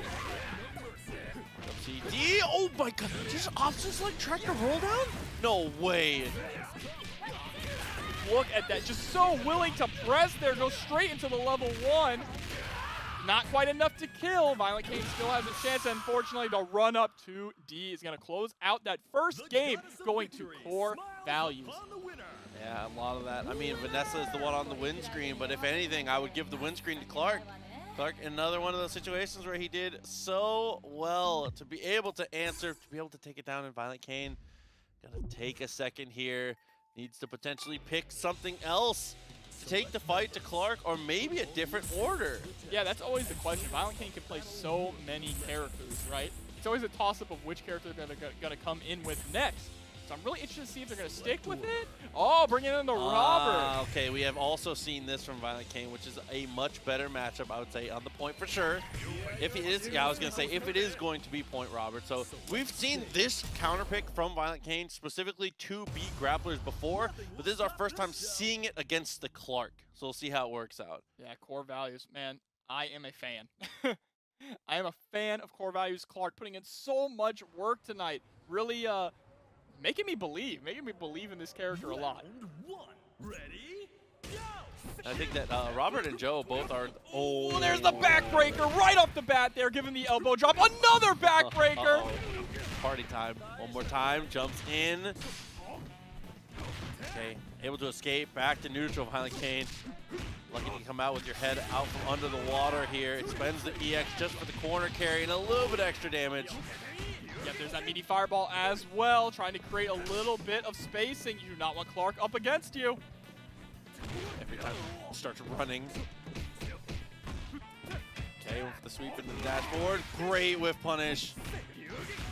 All right, I like how ViolentKain is starting to lean into just CD in neutral here. If it lands, you not only do you get a fireball to confirm as well, but you push Clark full screen. EX Tatsu gonna get a confirm as well, straight into legs, and goodbye Clark. No more Argentinian backbreakers. Amazing spending of the meter there. Robert looking so much better, specifically in that matchup, maybe just for ViolentKain. And I also do think that Robert probably has a slightly better matchup against Vanessa than Joe does. So this is even better to snowball this momentum. It's close though. Yeah, there we go, the jump in attempt. CoreValues creating a little bit of space, trying to reevaluate their pressure. Nice dash underneath. Sweep there. Whoa, checks him. This is just a poking game right now going before these two players. Neither player is able to really get a confirm right now. It's just a lot of poking with light normals. What a run up there. The trade comes through. The trade heavily in Robert's favor just because he's able to dash up and get the attempt at the follow-up. There's the guard cancel backwards to create a little bit of space as well. CoreValues playing actually incredibly patiently there, is able to land the uppercut, caught ViolentKain asleep at the wheel, and Robert is gone. Robert did most of his job though, made it take a long time, got about half the life bar off of that Vanessa. Terry Terry will certainly kill depending on the touch here. Just going to be able to build up level 3 on the next hit, which he already has done. And CoreValues immediately challenging as well, working out in their favor. Terry is all the way into the corner now, has to hold a lot of this pressure. Deal with the pressure there. Jump in, CD beats it clean. Continuing on the short hops here, but there's the throw. Looking for that max load canceled. Daring him to swing anything. I really like how CoreValues is guard canceling backwards on really just seemingly light hits. Oh, there's the level 2. But yeah, they're guard canceling a lot on those seemingly light hits to create a lot of space. They don't want to hold any kind of pressure whatsoever, because what you'll see normally is a lot of like 2A, and if it's max, or 2B, and if it's a lot of max range, they'll go into a short hop to try and get the pressure going. He doesn't want to hold that at all, so he just spends the bar, creates space. He wants to engage on his own terms. 5 meters now for Kyo. About to see how he's able to dump the meter here, if he's even able to. Okay. Safe pressure there, ended with the Rekka. Got the jump in. Wasn't able to confirm, but there's the mix up with the low Rekka. Yep, and Vanessa is out of here. No, it doesn't spend the meter though. It's okay. It's able to close it out there. Back that, keeping it safe. Just going for the 2 Bs. Do not do anything fancy. Don't go into anything crazy. If Vanessa gets away, it gets out of control, and now you're in a great situation in terms of meter here. Core value, 2 touches, probably 3, to be able to actually close this out. ViolentKain sitting on max meter with Theo. There's the EX crack shoot, and the throw on the roll attempt. Crack shoot again. Such a quick overhead. Yeah, you're not blocking that. Wake up DP straight into the super. Going to cancel into a level 2. Grip of damage there, and that's part of why Kyo is reasonable at every position here. So good at dumping that meter in quick succession. Oh man, EX Power Wave is going to allow him to get the hard knockdown, and EX Crack Shoot, you are not blocking that. Dude, EX Crack Shoot, again, you just can't react to the situation here. CoreValues has 2 now, but again, first to 3 in this winner's finals. Absolutely, it's not over yet. ViolentKain could still adapt to bring this back. See, chat, someone in chat always says it when it comes up, and it's exactly what I think. Is every time I see EX Crack Shoot, it's just I just hear the bonk sound effect in my The scout bonk? Bonk. You know the one, yeah, exactly. You know the one. Every time. That's right, we're gonna have them have to reconnect here in just a moment, guys. Thank you for your patience as we get our players back in this. Like we said, this is 3 out of 5 coming through for this one. And while we are waiting for our players to get back in, guys, I know we've talked about Team Gara, which is going to be releasing this month, but we also have Team Southtown coming, guys. I'm really excited to know, who are you guys looking forward to on that team? Geese is looking pretty clean in the suit, not gonna lie. I'll say that I have not been disappointed by character designs for almost any character yet. I just want to say the character redesigns of this fighting game generation have been kind of fire so far for every game. Yeah, most every game has looked absolutely wonderful for sure. Oh yeah, Yamazaki also looking so clean. It looks like they are, okay, reconnected here. ViolentKain taking a second, you know. Sometimes you gotta kick the router, let it know who's boss, get yourself back in this. Dang, bro, you mean to your router about that? Happens to the best of us. Oh, you play Valorant though. You telling me you've never suplexed your router and yeah, coming from a Valorant player, on, dude. Uh-oh, I'm down 2-0. Come on, dude. But our players are back connected again. Thank you for the patience, everyone. We are back into it. It's gonna be the same team here for ViolentKain. I like it. I mean, I don't think there was really anything wrong with the team composition. I think but we're gonna go Terry anchor now. Kyo, a little earlier in the rotation, doesn't want to have that Terry versus Vanessa matchup. I'm not sure if Kyo does better, but I definitely respect not wanting to have to throw your Terry into the Vanessa. Yeah, Terry is just such a strong powerhouse character, and like we've said many times tonight so far, that Kyo can really be played in any position. Yeah, so putting Kyo in mid is perfectly safe. Dash up with sweep afterwards. Great DP. Couple of trades in a row, and avoid the boy said, yeet. Thanks, buddy. All right, there's the double low into the EX pops. We're going to get a nice little confirm here with the EX legs as well into the DP, of course. Oh, Frankensteiner on wake up again. Yeah, it has a little bit of invulnerability, so I definitely respect it, but the second one does not work out. If you're going to disrespect ViolentKain, guess what's coming back? here we are, straight into Vanessa. It's working out so far already for ViolentKain. Was able to get rid of that Clark, which has been a problem all night for every single one of these matchups. Trades in a row. Nice answer, but a better tech. Okay, there's the punish. Yep, that Tatsu is not safe on block. Vanessa is such an incredibly fast character as well. Oh, guard cancel. They keep ViolentKain in the corner. I like the decision. They're able to get the uppercut as well. Another hard knockdown coming your way. It will absolutely kill Robert here, but you catch yourself out pretty decently. ViolentKain, we always know, second character versus first character. Even if you lose, make it count. Take as long as possible. And 30 seconds left on the clock, killed half the time and took half the life. A pretty good showing here from the Robert, taking a character and a half. Yeah, and CoreValues has been doing such a good job for Vanessa, but every single time in the corner, they've gone for the short hop overhead mix-up. I want to see them try and go for something different to open them up, because it's not really working. They're just landing a lot with those counter hit jabs. Oh my god, that EXDP, that was a punish actually. That run up to B all the way into the corner here now. Tries to catch the roll through, but just a little too late on it. Oh my god. 3D max mode, gonna absolutely get the kill here. Keep it simple. Into the level 1, goodbye Vanessa, and now it's reversed. ViolentKain this time with the character lead, and CoreValues is left with Terry on the anchor. Ready, go! Terry versus Keo, though, I think very workable. There's a much better suite of matchups for CoreValue here than what ViolentKain had to go through. Winnable for sure. He's going to try not to blow all of his meter on this 5D. I've got a game plan. It's just a kick, super kick only. Oh, the patience there just standing, a monolith. Too patient maybe though. Jump CD, pushed him away. Good anti-air with the close button and is able to cash out a little bit here. Way to spend a level 1, absolutely level 1 loops. Yes, sir, we have them. Oh my god, the back hitbox of that. Finally, yep, has to absolutely spend the maximum here. You want to get down to Terry. You don't have much life to give anymore. Okay, so we have to press through, get the kill. The Terry mirror. Terry mirror, but unfortunately CoreValues coming in with very little health. So one touch from ViolentKain is absolutely going to close this out. That's exactly what ViolentKain needs. 1 point on the board. There's the standing D, and that's absolutely the end of CoreValues. We are now 2-1. This is a competitive set. ViolentKain just needed a second, you know, take a second for yourself, back up, get a little breath. Dude, Robert is the difference maker. Robert has been taking a character flat at worst. See if we can do it again here.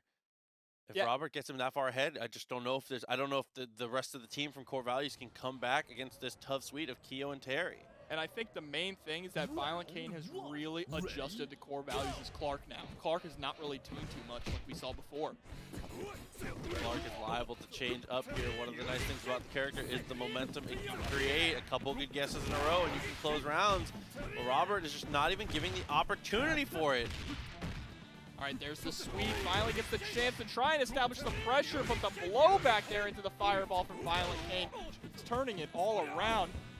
Got that normal throw, runs to the corner, takes a lot of real estate off of it, doesn't get anything in return though. One thing we've seen from CoreValues though is they have leaned off of using the command normal, that 6B, not nearly as often as before. I wonder if it's just a match-specific thing. Or maybe they were memeing earlier, I don't know. No, it is very strong. It's just, I think it's just more against Robert here as we get the air-to-air into the EX. Yep, with the elbow drop as well. There we go. Getting the Frankensteiner and CoreValues. Finally putting Robert to bed there with Clark. You were right. We are seeing the change in Clark here. Yeah, a lot of it's just been a pacing thing. Way less command throws. CoreValues just been leaning back into that same style as before with the sweeps. Oh man, there's the level 1 just immediately cashing out, but a wake-up Frankensteiner. Tries to go for another one, but a wake-up DP there from ViolentKain. My god, what a bait. Good amount of damage here. EX, absolutely. Elbow drop. Time for the mix-up one more time. Same side. Goes for the command throw. Is punished immediately. there's the air throw as well. Oh, wake up DP from ViolentKain. Not going to hold on to any of that. Easy golf clap from me. Very, very nice decision there. There's no reason to hold it. I agree completely. Nothing you do there you're afraid of. Rip that DP. Now it's Vanessa. Back in against the Kyo here. Kyo did work against Vanessa earlier, which I do not think this is a super positive matchup, but ViolentKain said every matchup is positive when it's me. That is confidence right there. No punish there on the EX top. Not Topsu, sorry, EX Rekka. On dash up with the throw, very nice. Jump in, rolls out immediately. ViolentKain recognized that was kind of a botched mix-up and immediately buffers the roll. Oh, there we go, the max mode cancel. No, not quite, didn't have enough. Oh, wake up super from CoreValues. That is the first time we've seen something like that out of them. Wow, I mean, it's been some reversal commandos here and there with Clark, but Vanessa spending the meter. Terry comes in a little pressed for cash now. All right, there's the 3D. No confirm off of it, though. Wake up with the close C. Okay. Oh, 3D, not going to follow up. Terry made him block a little bit and then backs off. Max mode available for both. Expect to not see it from CoreValues. He really needs to save resources where he can, unless you can guarantee the kill. Good roll out there, though, from ViolentKain. Now CoreValues is locked down here in the corner. You have to watch out, though, for the EX rising tackle. You know that's in CoreValues' mind. That Rekka mix up there into the double. It's going to go for the cash out. Absolutely. He's going to loop the level ones. Is he dead? He has meter. He doesn't have He's dead. Oh, he absolutely is. Yeah. When you go for the EX legs, you can follow up with the normal legs, and you can juggle with Rekkas, or you can go straight into the commando knockdown there. Kyo's damage in the corner is so high for so little meter. In the mid-screen, he can have small struggles to be able to get it done, but in the corner, the juggles are just unbelievable. And that's ViolentKain tying it up 2-2 now. Chaz said it, and I agree. That's the best Kyo. Who else is doing it like that? Are we about to see a reverse 3-0 here? Just from the switch to Robert? Maybe. I mean, Robert really has been setting the pace. It has been the number one thing that has been able to kind of chain Clark down and keep him from running wild. It's these DPs, these 5Ds, but there we go. Sometimes it doesn't really matter what your notes say here as you continue this pressure. Ooh, trying to mash something there. That was close. All right, there's the normal throw, tossing all the way into the corner now. This is what CoreValue needs, gets the sweep as well. Great backdash there on the Argentinian backbreaker attempt. Gonna go into EX legs, ED fireball. Out the roll, dashing backwards, love the evasion. And this standing CD from Robert is putting in a lot of work there. Oh, but that's a whiffed EX. Now your back is broken, you're in the corner, dashes up. Patience here from CoreValues, yes, and there's absolutely. the super! The 3-time. No, only goes for the 1, unfortunately. He only spent the level 1. I thought he spent 2. Oh, Double K! Oh! But that's okay. But that's okay from Robert. As the Robert player here, as ViolentKain, you're okay. Robert's only on the team to do one thing, and we've done it. This is the situation that ViolentKain is playing for. CoreValues got to make this happen with the Vanessa. Both players today have pretty even resources as well, so this is an even matchup. Oh my god, the staggers are just a little too much here. Kane pressed to the corner. Damage continuing to flow through. A third of your life for one mistake. And a third of your life for a second on the same mix-up. The same mix-up comes through again. One more touch will do it here. Grabs the roll-through attempt as well. CoreValues popping up with a wake-up DP into super patented ViolentKain.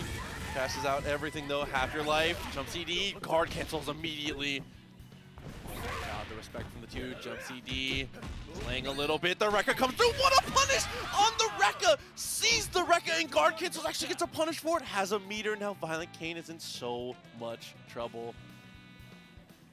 It's all or nothing here for Terry. You have to get rid of Vanessa as fast as possible right now. Get rid of. You just have to survive Vanessa here. Goes for the guard cancel so many times from CoreValues we've seen. Rolling on reaction to special moves at the end of block strings here. This is something you gotta add to your game. Oh, goes for the empty low this time, but ViolentKain ready for it. No punish, confirm! no full punish there, just delays. Jump CD, Vanessa has an opportunity, but he rolls out. ViolentKain is free! Free to roam! No punish there either. Oh, rolling through the EX crack shoot. There's another one. No, Oh, that's a punish. It. CoreValues is going to move on with the jump CD, sending ViolentKain to losers. Oh my god, dude. An incredible back and forth. CoreValues first 2 games. I'm gonna keep. So, here we go. Kukri versus Vanessa, a matchup we've seen Kotir actually dominate a couple times, which I think is very odd. It's a weird one for Kukri, but that has been such a difference maker. The clone breaks the combo up. He converts immediately. Yep, and that Tatsu is super safe on block as well. The jump over into the low, but drops the confirm, unfortunately. No punish from Wero. Got that sweep, canceled into the teleport there. Got aggressive with the teleport. That's even or plus depending on the spacing. And there's a nice trade. Oh, great punish there on the botch. Jump in. Kotir taking the lead here with a nice amount of health left on Kukri as well. Dude, this guy, the Sand Demon has just been really, really closing people out, but this is the namesake here for Wero. That Athena can do well early on, gets the throw. Steals the throw with the plus frames. Rolls under the Tatsu though. Oh, has to block that clone as well and then hold the pressure there from Kotir. Nice tech. What a fight out of the corner there. Good toss though from Wero. Clone still traded out. Far away. Check the fireballs here. Got the hit with the clone, but just has to settle for pressure after the EX Tatsu. Oh, grabs the teleport this time. Yeah, as I was saying before, one of the best answers to that is if you are close enough to threaten a throw, you can usually close it out and keep Kukri from doing anything too heinous, but it doesn't matter. He continues to lay the damage down. And again, loser semis, this is only a 2 out of 3 here in this one. Man, Kotir has been on fire with Kukri tonight. So many close OCV attempts. And we are getting down to yet another close one. See if Terry has anything to say about though. Oh man, maybe not gonna have time to listen to Terry's opinion on it. Gets the sweep. Oh, jumps a little too far away to go for that mix-up though. Great guard cancel roll through from Wero with the max cancel as well, about to delete Kukri. Dropped it, and lets Kukri get back up. It's gonna be a ton of damage and a terrible mix-up here. EX, no, instead she's gonna look for the fireball. And there's the throw to close it. All right, Blue Mary coming in now. Wero with not too much health on deck with Terry, about 40%. Blue Mary has definitely been a standout character for sure too. Has been winning so many scenarios. Was that Invo low profile? How'd she get out of that? Whatever happened, Blue Mary says, your DP not nearly as impressive as you think it is, Terry. He said, happy birthday to the ground. Yeah, absolutely gone right off the bat. Kotir taking game 1 over Wero with clean Blue Mary play. You see, not only do you have to get around the Kukri, then he comes in with an incredibly great Blue Mary as well. That's just so scary. And then if you can get through her, Ralph's just waiting to eat you, just tear you apart. Dude, it's been so much. Ready? Jumping straight into the second game here. Kotir immediately with the overhead, getting the weight, getting the meaty 2B there as well. He went for the Tatsu. What a mash on the throw. Kotir was trying to go for kind of a cheeky reset there, going for the light Tatsu. Oh, goes for the EX teleport this time. Definitely trying to expect Wero to block it and get that mix up afterwards. But Wero, so jumpy with this Vanessa. I mean, and jumpy is a compliment, to be honest, with Vanessa, the way that she moves, how dominant she can be in the air. Goes for the empty low this time, and it's looking like a different story this game. Wero with the first blood. Yeah, Vanessa, we talk about her all the time, one of the best characters in the game, putting in so much work right now. Has a great amount of health on deck coming in against this Blue Mary. Trade out. Jump in, nice jump backwards there. Trades with the elbow and gets the suplex. Next mix up on deck. Good enough. It's going to be the EX. Oh, it drops the jumping C&D though, so we're not pushed all the way to the corner, but this next block string, there it is. Wero's got Kotir right where they want them. The slide is getting punished here. Bunch on hit too. Always unfortunate to see. White. Oh my god, what a sweep! Jumps over the suplex, but Blue Mary still finds the throw. Oh my god! Yeah, dude. A little flip over. You know what I'm saying? Send him out of here. X too as well. Just get me out of here. Ralf. Oh, Ralphie. Gotta see something here from you. Nice trade on the early. Oh my god. Really? Weaves in deep. Jump CD, pressure's on, wakes up with the DP, though it converts! Kotir with a nutty conversion there. Oh, That was a I hard respect that. call out. I like the idea though, but it's not a good enough idea as the DP closes it. Athena, next one on deck here. This is a long uphill climb here from Kotir, but they have the meter to do it. Oh, but that's not a great way to start here. Lockdown immediately by Athena. She continues the runaway game. The super is not quite invulnerable enough. I like the idea though. Oh, the challenge here, incredibly smart, goes into the level 1 machine gun punches. Okay, rocket punch, a little damage there, went for 5D. Good EX. Tried to go for the throw, was a little too far away. And Ralf is actually doing this. Oh, there's the DP, not able to convert off that. Unfortunately, the whip there is going to allow Wero to turn things around a little bit. Yeah, got a punish, but not too big of a punish though. Ralf should die on the next hit. Things are not looking too good here Oh for Kotir. my god. Good block on the EX, went for the EX DP, bets it all. And it's not exactly the safest bet there. I mean, when you're at that much of a deficit, it's hard to blame them for going incredibly aggressive. It's not quite it, and that is gonna even this up now. So with it 1-1, I feel like we've said this all night for every single matchup. It's all about the point. Kukri has to do it. Whoever wins the point matchup is consistently almost OCVing. If Kukri can get through the first character, might just be able to run it down. And it's entirely possible Kukri has been kind of the MVP right next to Clark tonight. Right, great rollback to avoid that 2B from Vanessa. That is an amazing starter there from Kukri with the fireball. Oh, God. Yeah, catches the roll forward as well. Gets the link, goes for the mix-up, it lands with the low.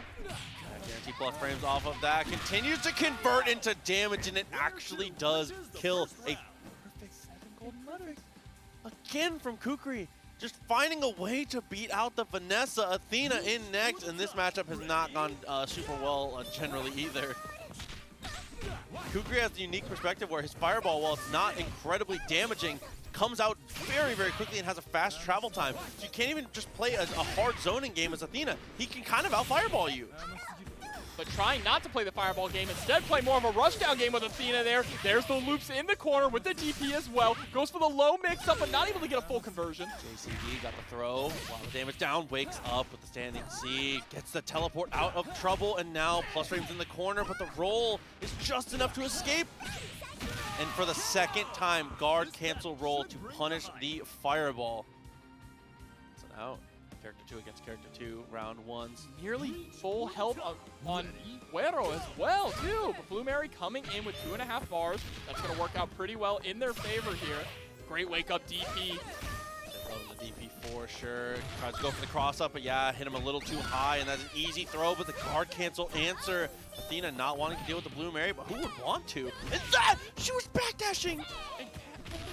Suplex, and then a normal throw to catch the roll as well. Oh, easy confirm here. Wero. Athena is gone. Kotir has Wero on his last legs now. It's all up to Terry Bogard. Not going down without We've said it a couple times tonight, though. If there's anyone to bet on, Terry is the one worth it. If there's anywhere to place all your money, it's Terry but cooler. The only problem here, though, is Terry McCoolin has two bars on deck, though. And Terry is a really massive threat when he has 3. And trades are just never in your favor. At this point, and Blue Mary's going to cash out the damage here, spend everything, just make it hurt. Oh, the run-up CD with the slide attempt as well there. Just a little too high to actually fully convert off that jump in, but here we go, the max cancel. Not gonna build up any meter though, only gonna get the power geyser. Full meter there, wakes up with the DP.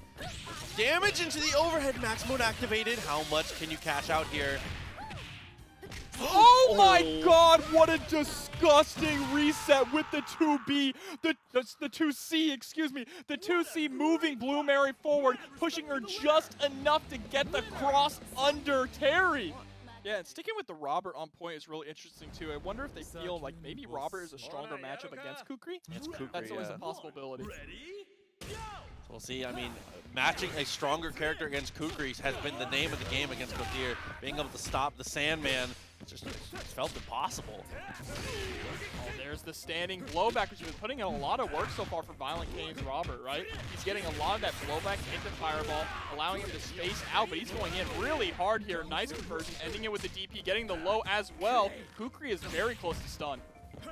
Jump in, trying to go for the 2B, gets the throw. Not a punish though, nice tech. Looking for that move forward on the proximity normals. Does not work out. Look at these short hops here from Kane. Doesn't be an answer though, and this is tough. Okay, Kukri getting back to his feet was scary, but Robert is able to close it, and ViolentKain himself in a great situation here.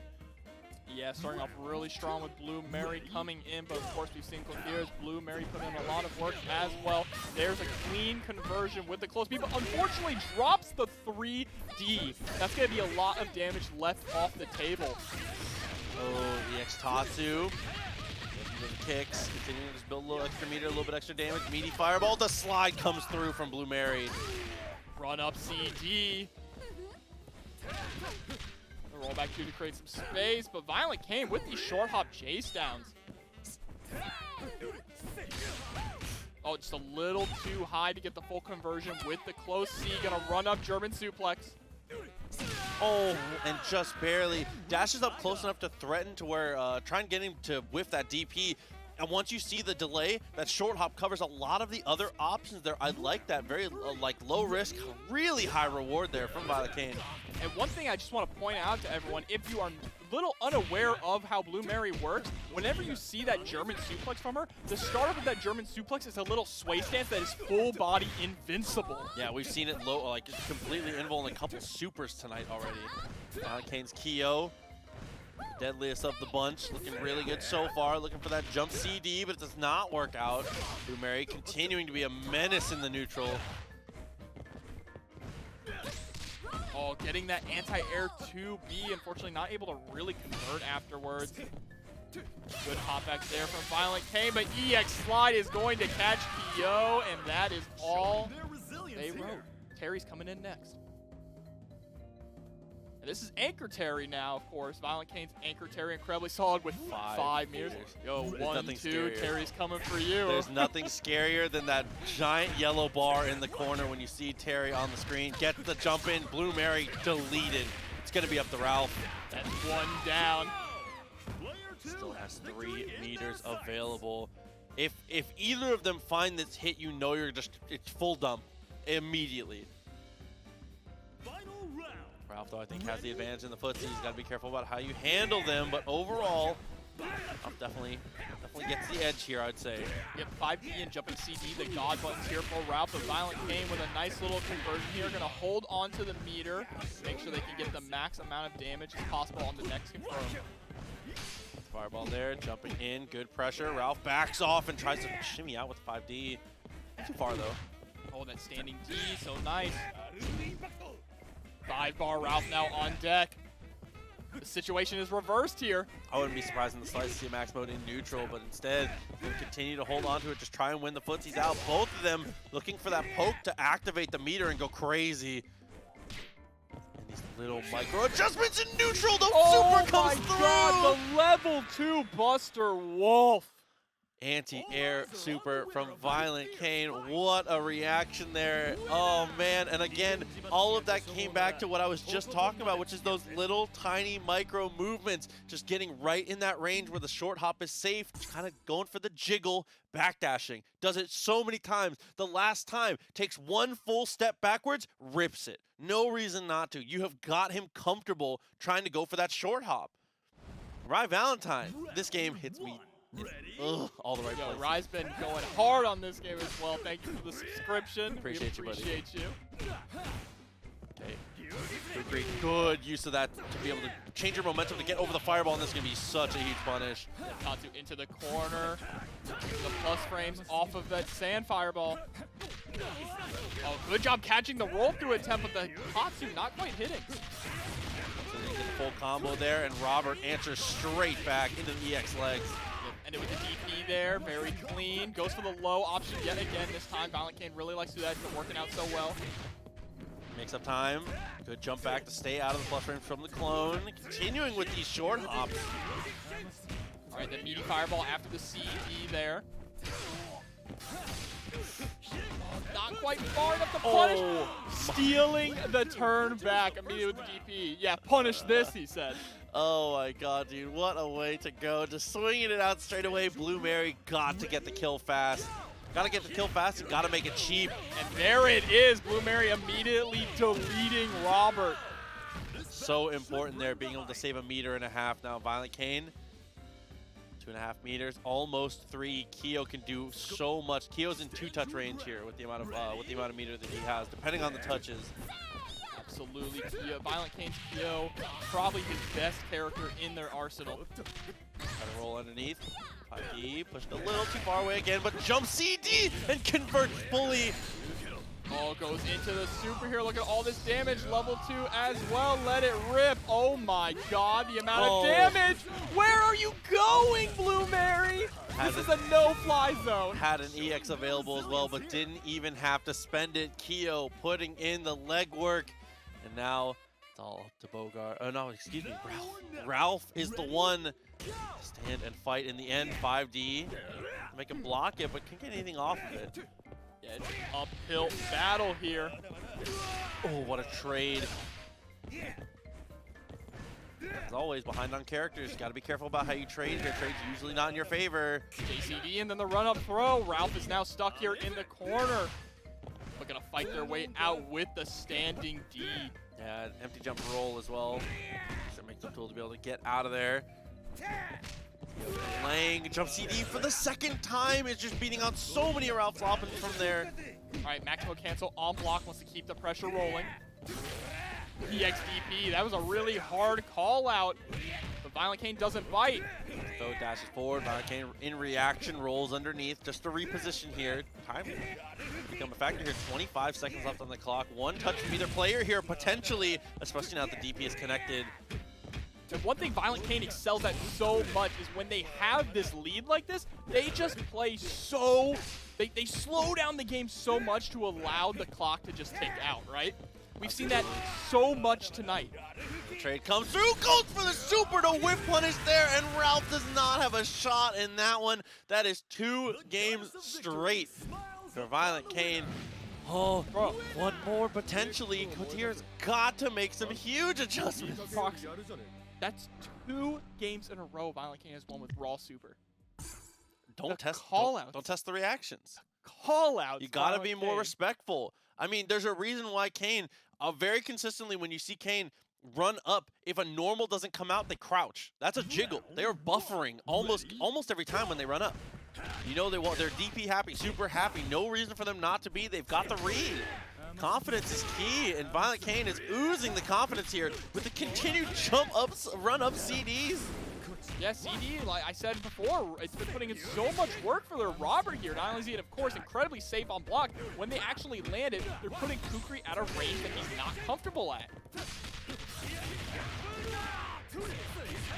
All right, there's the legs. Tries to go for a meaty fireball, just a little too early, though. Oh my god, but it doesn't matter. Kicking the door down here. And that's a full health. Robert coming in next, up against Blue Mary from Kotir. Oh, slide, dashes up, gets him out of the jump.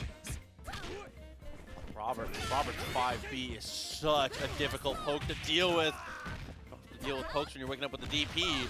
Good grab though on the roll through there. The patience trying to catch the roll through with the 2C, but ViolentKain rolling through and immediately going into DP. There's another DP as well to push Blue Mary into the corner. EX Hatsu into EX legs. Yep, DP is the answer. Goes into the super actually. Oh man, fix the collar? I respect that. It's an overhead, guard cancel comes through, empty low, Blue Mary. I mean, this character can get some momentum rolling. This is very doable here. One more touch, actually. Oh, the wake-up DP with a side switch as well. Great job jumping over the slide. What a tech from Kane, though, and it goes for the Tatsu. Another one of those situations that's potentially checkmate. I mean, jump forward. Wake up, jump forward beats that. But who's doing wake up, jump forward? Nobody. That's who. Nobody. It's all up to Ralf now. This is Kotir's last life. ViolentKain is on set point. Jump over, pressure's on, 5D, one more touch, DP a little too far, and gets set full screen again. Challenge attempt after that, but the jumping CD is going to get rid of ViolentKain's Robert. Kyo, though. Kyo has been doing so much work. ViolentKain's MVP character of the night. Just absolutely melting life bars. I think, oh no, hold on. There's gonna be so much damage here. Still has a meter available too. Straight into it. It's gonna live it for sure, but this is a terrifying situation now. Kyo, though, about to wake up with 3 bars. Roll forward throw. Confidence is key. We said it earlier. Ooh, want to confirm though, goes for the rocket punch. It doesn't kill. Wakes up with the DP. Kotir can do This it. is almost even. This is almost even. Almost. ViolentKain though can almost one tap Ralf from the amount of meter he has. That's the difference. Is that ViolentKain is coming in with nearly pretty much max meter on Terry. If he gets hit one more time, it's max meter. Depending on the touch here, if a little more chip damage comes through, this is absolutely a one-touch game for ViolentKain. Oh no! He's dumping it. Level 2. He's gonna dump 5 bars. Life bar. Look at the life bar here. One more touch. Has a meter. EX crack shoot. Gotta be careful. You have to expect the EX crack shoot is going to come out.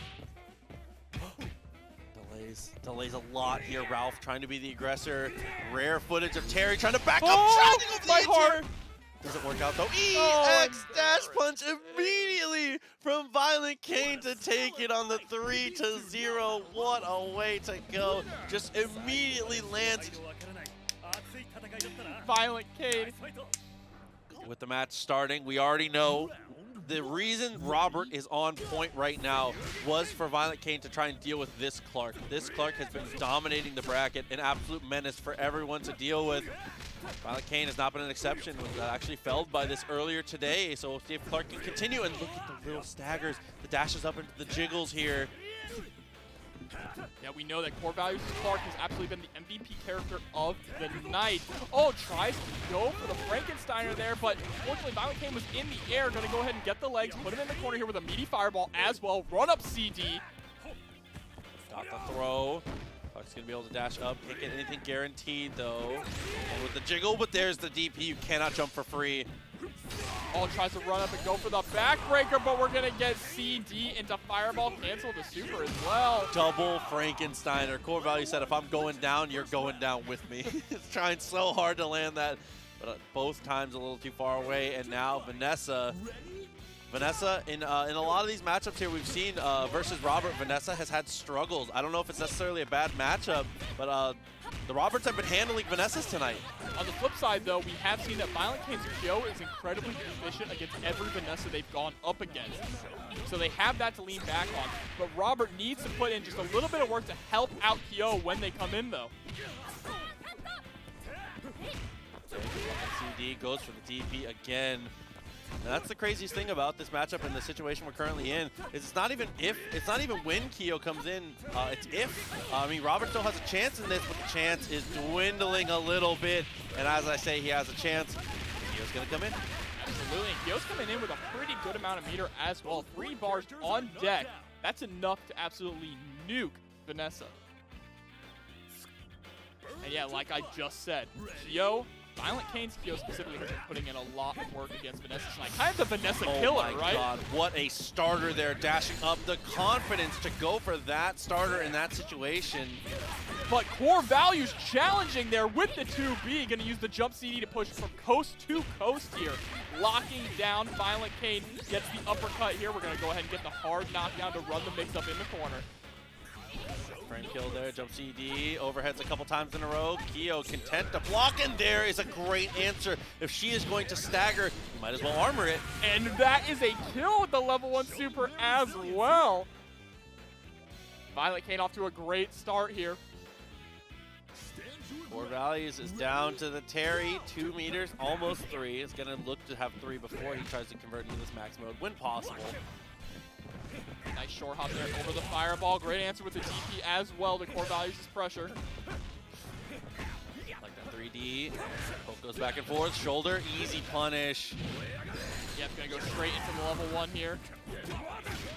Oh, wow. Wake up Power Dunk. Now, Power Dunk does actually have armored frames on it, so it is a pretty decent reversal in some situations. It's not something you see as often because of that rising tackle being so strong, but there is an example of the rising tackle not working nearly as intended. Yeah, speak of the devil, right? Oh, man. That is a close out there. ViolentKain, first game. And that's the scariest thing about this is the longer the set goes, I think the better ViolentKain gets here. Obviously, Soul Chris, CoreValues, more than capable of being able to reset themselves and play well in this. But if this reset comes through, I think if it actually comes to a reset, you have to favor Violent, dude. You have to. I think the real, no pun intended, but the real core of this matchup for CoreValues is that Clark needs to get rolling. Always. I mean, we've been saying it since the second we saw him start playing. This has been the character that has been making the money. Absolutely capable with the rest, but all the games, all the sets that we've seen him run away with have just been Clark dominating. Just going for all these short hop resets here. Finally, CoreValues contesting. There's the 2D, switching sides as well, putting ViolentKain into the corner here. Another 2D. He's been putting a lot of work all night for CoreValues. Yeah, I mean, Clark does have a very strong sweep and has great reward off of it, as we see again looking for it. I don't think he's hit him with anything but sweep this round. No, and that damage adds up, though. But what a wonderfully placed DP, and the blowback run up into another one. Give him the big boot. Oh, dude, just do it twice. I respect that a lot. Now bring it into the Vanessa. Second time we've seen it. CD trying to block the jump in CD. I mean, CD has been like a really, really dominant portion of the meta that we've seen so far developing here in TNS. And just KOF in general, all the tournaments that we see, it's just one of the things you have to play around. Characters with super strong CDs just kind of dominate the neutral in a lot of scenarios. There's the walk-up throw as well. Oh man, converting the dive kick into EX top there. Of course, EX leg's gonna end it with the DP. And spending the level 1 as well, just trying to get as much damage as possible, giving Robert a nice clean life lead here. Doesn't cancel that one this time into the dive kick. Like that, he's kind of stopped throwing fireballs at the end of block strings, though, is not falling for the stuff that CoreValues has been absolutely blowing people up for.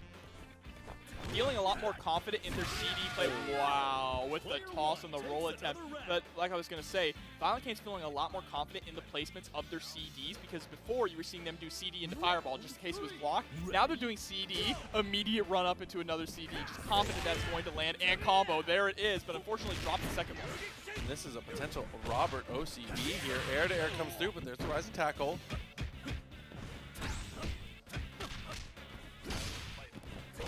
All right.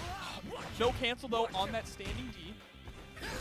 Oh my god, another time that ViolentKain, it doesn't matter which character it is, these anti-air supers to prevent those entries. Meaty Fireball, too, just to keep him locked down here. 4 meters available, but is CoreValues even going to get to spend any of them? No, the answer is absolutely no. And that's an OCV.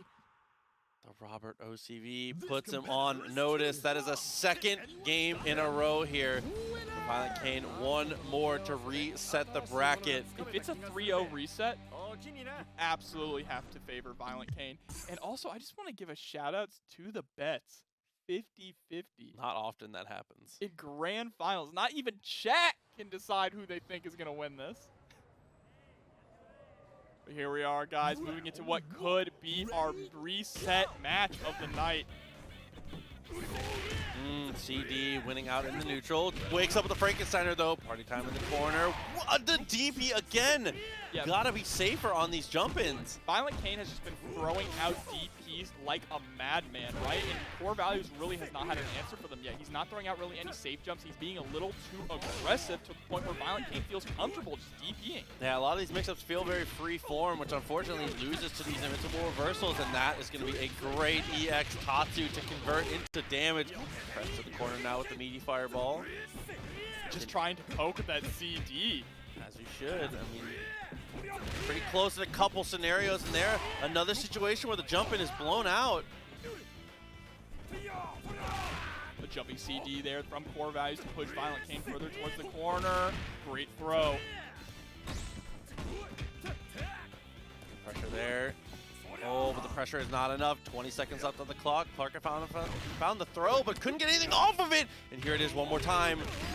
And goes into the level 1 super backbreaker, taking him all the way to Argentina. With that finish, Clark is getting his first real shot in this after getting through the Robert. Absolutely not going to come in with very much health, though. One touch from Kyo, and he's gone. We're going to move straight to Vanessa. Rekkles come through, easy punish. EX? No, instead of using the EX, it's just going to go straight back into the mix-up. The main thing here that CoreValues needs to do with Clark is to get a nice life lead for Vanessa possibly coming in. That's what you need. Follow up, EX. Straight to the tackle with DDT, goes for the elbow. The mix-up there is overhead, very deep overhead as well. Oh, was trying to bait out the DP there. Kane does not bite, and then short hops backwards on wake up. CoreValues being a lot more patient here, and it's working out in their favor. Run up Frankensteiner, I love it. Didn't go for the elbow though. It's the sweep. Gotta find something here. One more touch for either player. The EX. Not gonna work out for Kane. Gotta find something here. Whiff, no punish. Dangerous there, but able to close it out with the jumping. Clark putting in work, and that is what we were saying, right? Really, for CoreValues, it all depends on how well Clark does at the start. If Clark can get that early lead for CoreValues, Vanessa and Terry have no problem closing it out. Oh, and that in the wake up Frankensteiner so strong against Terry. Actually gets around the rising tackle here. Gets the air throw as well back into the corner. Look at this pressure, the lockdown. But standing D, such a great way to fight out of the corner here from ViolentKain. Jumping over all these dash punches, but is forced to block. He was hesitating because the dash punches come so often here. I think he thought it was going to be the immediate follow-up if he jumped over, which is probably correct. That's all right, though. Vanessa coming in with 2.5 bars on deck. Of course, ViolentKain's Terry almost at 5 bars. Look at the meter for Terry. Is going to cash out here. Is going to try and kill Vanessa. It's not going to be enough to kill, but it's a great scenario now. Still has 3 meters. Yeah, he held on to that, too. Make sure not to spend the level 3 so that he can build up the max mode with 3 meters on deck to be able to close it out if he needs to. In a perfect world here, Vanessa dies in 2 touches without actually needing to spend that meter. We've got to hold on to that for the mirror.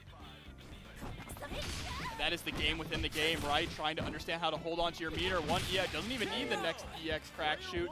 This is absolutely doable. Full health Terry with 3 bars up against a Terry with only 3 bars as well. Yeah, reset point 2 for ViolentKain.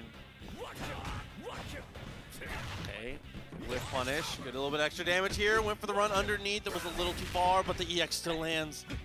Watch out for the EX crack shoot. Meter spent though for ViolentKain. He's gonna have to come by it honest. Oh, that absolutely could have been the punish though, but ViolentKain or CoreValues, excuse me, not absolutely ready for it. Away, for the jump in, left that little delay, but the 5D is just doing too much until will come through straight into the super. No follow-up, but has pressure. One more touch and we have a reset. There's the roll through into the cancel. No. Doesn't have the meter to be able to go full, though. ViolentKain's gonna wake up DP. Oh, he absolutely does! no. And the punish, though, CoreValues drops the punish, and we have a reset ViolentKain! Oh, CoreValues. All right, this is where you find out what a player is made out of, though. You have to take a second. You've got to reset yourself. That is a horrifying drop. But the game must continue. You've got to reset yourself here. Yeah, CoreValues cannot allow that to shake them. The mental damage that did to me. I just want to say, good read. Good read, by the way. Good read. Oh, I felt it in my gut. I felt it in my gut, dude. I was like, that DP's coming out. Sometimes you're right. Andy! Oh, we haven't seen this from CoreValues yet tonight. We've only seen one other Andy, I believe.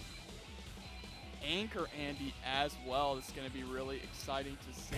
I think with the team comp that CoreValues is playing, Anchor is definitely the most comfortable slot for him. And like we said before, Andy is a very strong character, great at dumping meter, very, very complete. The only reason you don't see more of him is because he's more executionally difficult than Terry. There's more goes into it.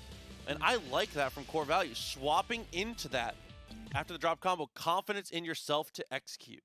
Yeah, I mean, switching to the harder character after that, I really, really like that. Andy coming in on Anchor as well with a lot of meter to work with is incredibly solid too. He's got a really strong fireball game, especially his EX fireball. So if you have the meter to throw out the EX fireball to keep ViolentKain locked down to run those mix-ups, especially some of those weird fast fall mix-ups that Andy has, right? Yeah. It's definitely a good shake-up for CoreValues here. But it looks like we're going to wait for our players to get in. Had a little bit of an error. Thank God the error happened before we got into the game. Yeah, always the nicest thing for sure. Looks like, so okay. CoreValues accidentally picked Andy. Okay. And here we are talking about what an interesting choice. I mean, I think Andy is a good pick, but he didn't want to play Andy. Okay, I respect that. That's very funny. We're analyzing it while he's like, no, give me a second. But like, to be fair, Andy actually is not a bad pick. Yeah, I'm going to keep it real with you. Not a bad pick, but CoreValues said, nah, that was a mistake, no, absolutely bro. back to the bench. He said, hell no. put the hat back on. We'll see. Maybe he might. Yeah, sticking with Terry. Yeah, that was Terry and Andy are right next to each other on the character. I can't believe my ankles got snatched, bro. Bro, we got mixed up in character select. What? 0-0 though. The second set here of Grand Finals. Same team comps coming through for both players. Unlucky. I just was excited for Andy. All based off just a really, really unfortunate drop combo there from CoreValues. A drop punish. But here we are jumping into our final first to 5. First to 3, excuse me. Best of 5. CB came through. CD afterwards. CD is just connecting at every single range and every single portion of the screen. Just ViolentKain makes it look effortless to make that connect, and is going to be able to use the EX Tatsu to convert some damage. Okay, wow. Wake up jump there into the throw. Really clean, but really clean EX Tatsu as well to push CoreValues all the way to the other corner. Meaty Fireball is just mistimed a little bit. The boy on the jump in gets the throw, elbow drop into the mix up. Same side blocks the DP. Yep, we're going to go into EX tackle here. Emperor Dante, maybe the game outside the game. 17 months though, man. Thank you. Now for life. One next touch will do it. EX Fireball, not enough. Oh. Had the confirm. And there's another double KO. But we've talked about this again. ViolentKain has put Robert on the team for one thing and one thing only. Clark is gone. I would call that a win for ViolentKain, even on the trade. How do we get another double KO? It's the same two people too. How do they do it? Bro, this is the highest level of King of Fighters play you can see right now. All right, the jumping CD pushing all the way into the corner. Oh yeah, every time we see that stagger from CoreValues, ViolentKain has consistently reacted, whether it's a DP, whether it's a super, whether it's going into the armor. That has never gone unpunished. You cannot steal the turn against this guy. The reaction time is way too good. Oh, using the EX to try and catch and punish Vanessa's uppercut, but you can't. That is safe on block. I like the idea, though. There's a great punish, though, from CoreValues. We're going to push ViolentKain all the way to the corner, as well as getting that hard knockdown. We've seen a lot of overhead mix-ups. We're going to go low this time? No, just goes for the jumping CD. CD continues to press, continues to keep in the corner there. Looking for the turn steal there. A little cancel. Guard cancel, so smart. Yeah, using that guard cancel to push ViolentKain back into the corner, maintain that screen positioning. Guard cancel, usage of guard cancel has been the thing I've easily learned the most about tonight. And these people have been doing the most unbelievable stuff with the mechanic, showing me the way. And Terry Bogard is about to show the way now, though, coming in with 4 meters on deck. Pretty much a horror movie villain, right? Oh. With the 5D, it says, let that be a warning to you. All right, carried all the way to the corner with, of course, Vanessa's patented corner carry, best corner carry out of any character in the game. Wake up. Wow.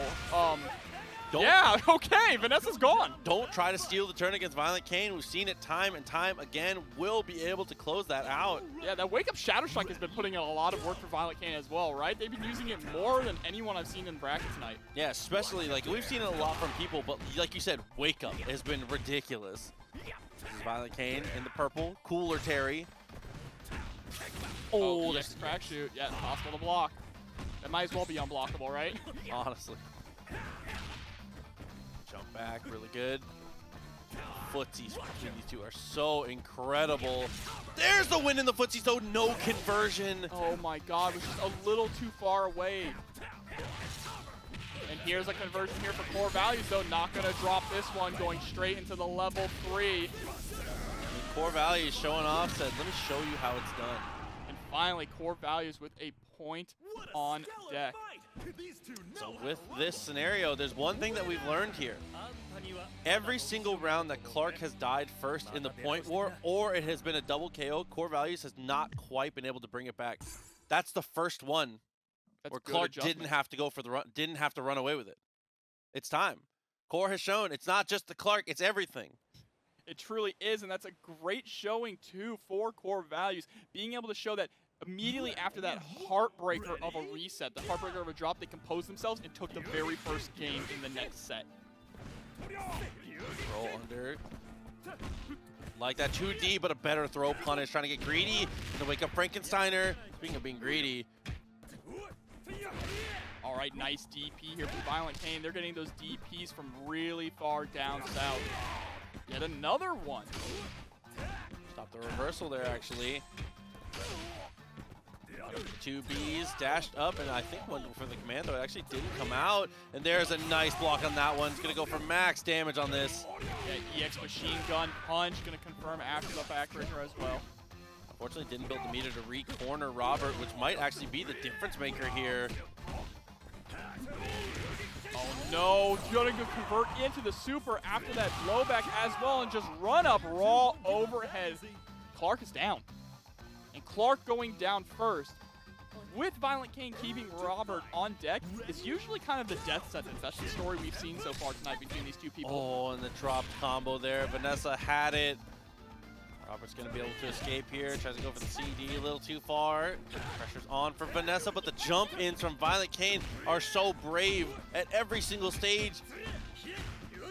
Doesn't even seem worried about an anti-air in the slightest. It's going to break the guard here. And immediately goes into EX Tatsu after breaking the guard. There's the EX legs at all. All right, no level 1 super after the DP. Likes to hold on to the meter. I like that. Nice guard cancel to roll back and try and punish the whiff dive kick there.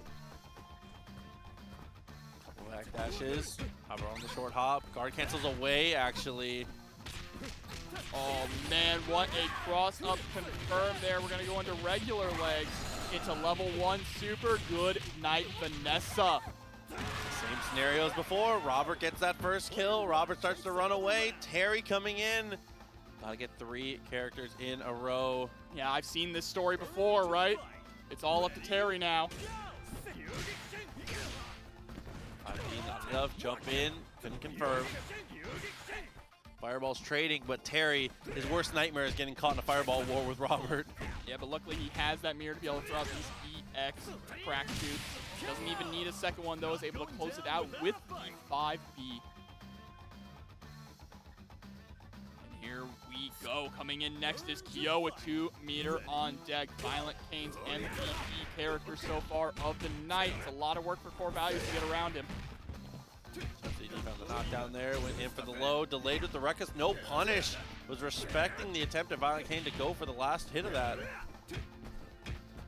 look at the defense here from CoreValues. Unfortunately, getting flipped low. ViolentKain about to cash out on this damage. Yet we have those super loops. Take up EX Rising Tackle, pushing us all the way back to mid-screen. CoreValues staying alive. There's another crack shoot. Through, jumps over the fireball, try to go for the whip punish afterwards. Oh, it's missed space just a hair. Dash underneath, an amazing block from Kane. And off of that block, might have actually been able to win the game. Oh, there's the throw as well. Just needs one touch. Even Chip could potentially do it here. Has meter, there's the activation. CoreValues gonna try and kill as fast as possible. The power geyser to lock it down. I think this is kind of a incredible dream comeback. This would be incredible to close. The amount of health, that's Terry accidentally does that much. Yeah, if Terry hits like one EX crack shoot. Well, there, speaking of the devil, an EX crack shoot. Oh, empty jump throw. Pressure is continuing to come through. Kane willing to play it defensive here. Went for the EX, gets the throw in reversal. And EX crack shoot gonna close that out. ViolentKain tying this up 1-1 now. Dude, my heart, I don't know how much my heart can actually take this grand final. My neck hurts from my brain, from my heart having to pump blood to my brain. My neck hurts from how many times my head goes flying backwards at some of these conversions, dude. 1-1. Thank you for taking this ride with us, chat. This is absolutely insane. Part of me feels like this might end up going to a Game 5. I wouldn't be upset in the slightest. So excited to get to see even more King of Fighters here. CoreValues. ViolentKain starting off very defensive, and then going in, getting the dive kick as well. Yeah, turning up the aggression on Clark a little bit here, which I do like. Sweep comes through. Not able to use any EX going to plus frames there as Clark. That CD, it has been the story of this matchup. ViolentKain utilizing Robert's CD to such strong effect, not allowing Clark to really get anything going, and there's the EX legs into the DP. We have Clark in the corner. And I mean, that's just really the name of the game against Clark. If you have an effective and strong CD, you can just zone him so well. That's part of why Robert, characters like that can be so difficult for him to deal with. That pushback is incredible. Here we go, Vanessa coming in on deck, getting the nice sweep, already pushing into the corner here, just on one clean hit. That empty hop comes through. Robert gets the damage, throws the meaty fireball, resets the neutral. CD, the story of the day. After getting the CD, that time goes for a 2B and tries to go into a nice little mix-up there. There's a clean cross-up going all the way into the corner. Going to go ahead and EX legs, and this with DP. Yeah, maximize the damage as much as you can. Find that one more touch. Punishes the guard cancel. Almost a stun, but it doesn't even matter. Just a chip is enough to kill. ViolentKain is back up to max HP. It's almost like Robert hasn't even been touched. We are on the cusp of another OCV. You have to think of ViolentKain OCVs this. They're going to run away with the next game. They might. They definitely could. I mean, we've seen CoreValues come back in some incredible ways, whether it's with that Terry or it's just Clark taking control of games. So at every stage of this, we are still in it. CoreValues went for the jump in, but it's not a safe jump. The DP is so militant from ViolentKain. And you know ViolentKain is going to lean into the DP even more now, knowing the absolute lead that they have, right? They don't have to worry. They have two more characters backing them up. Absolutely. Put them on notice for sure. Dash up, throw comes through, CoreValues looking for the hit, goes for the super to keep himself safe, but that is not safe in the slightest here. All right, gets the OTG there with the power dunk. Power dunk to close that out. Very, very good. But again, CoreValues still needs to get through two more characters, and one of them is Kyo coming in. Oh my god, just immediate EX.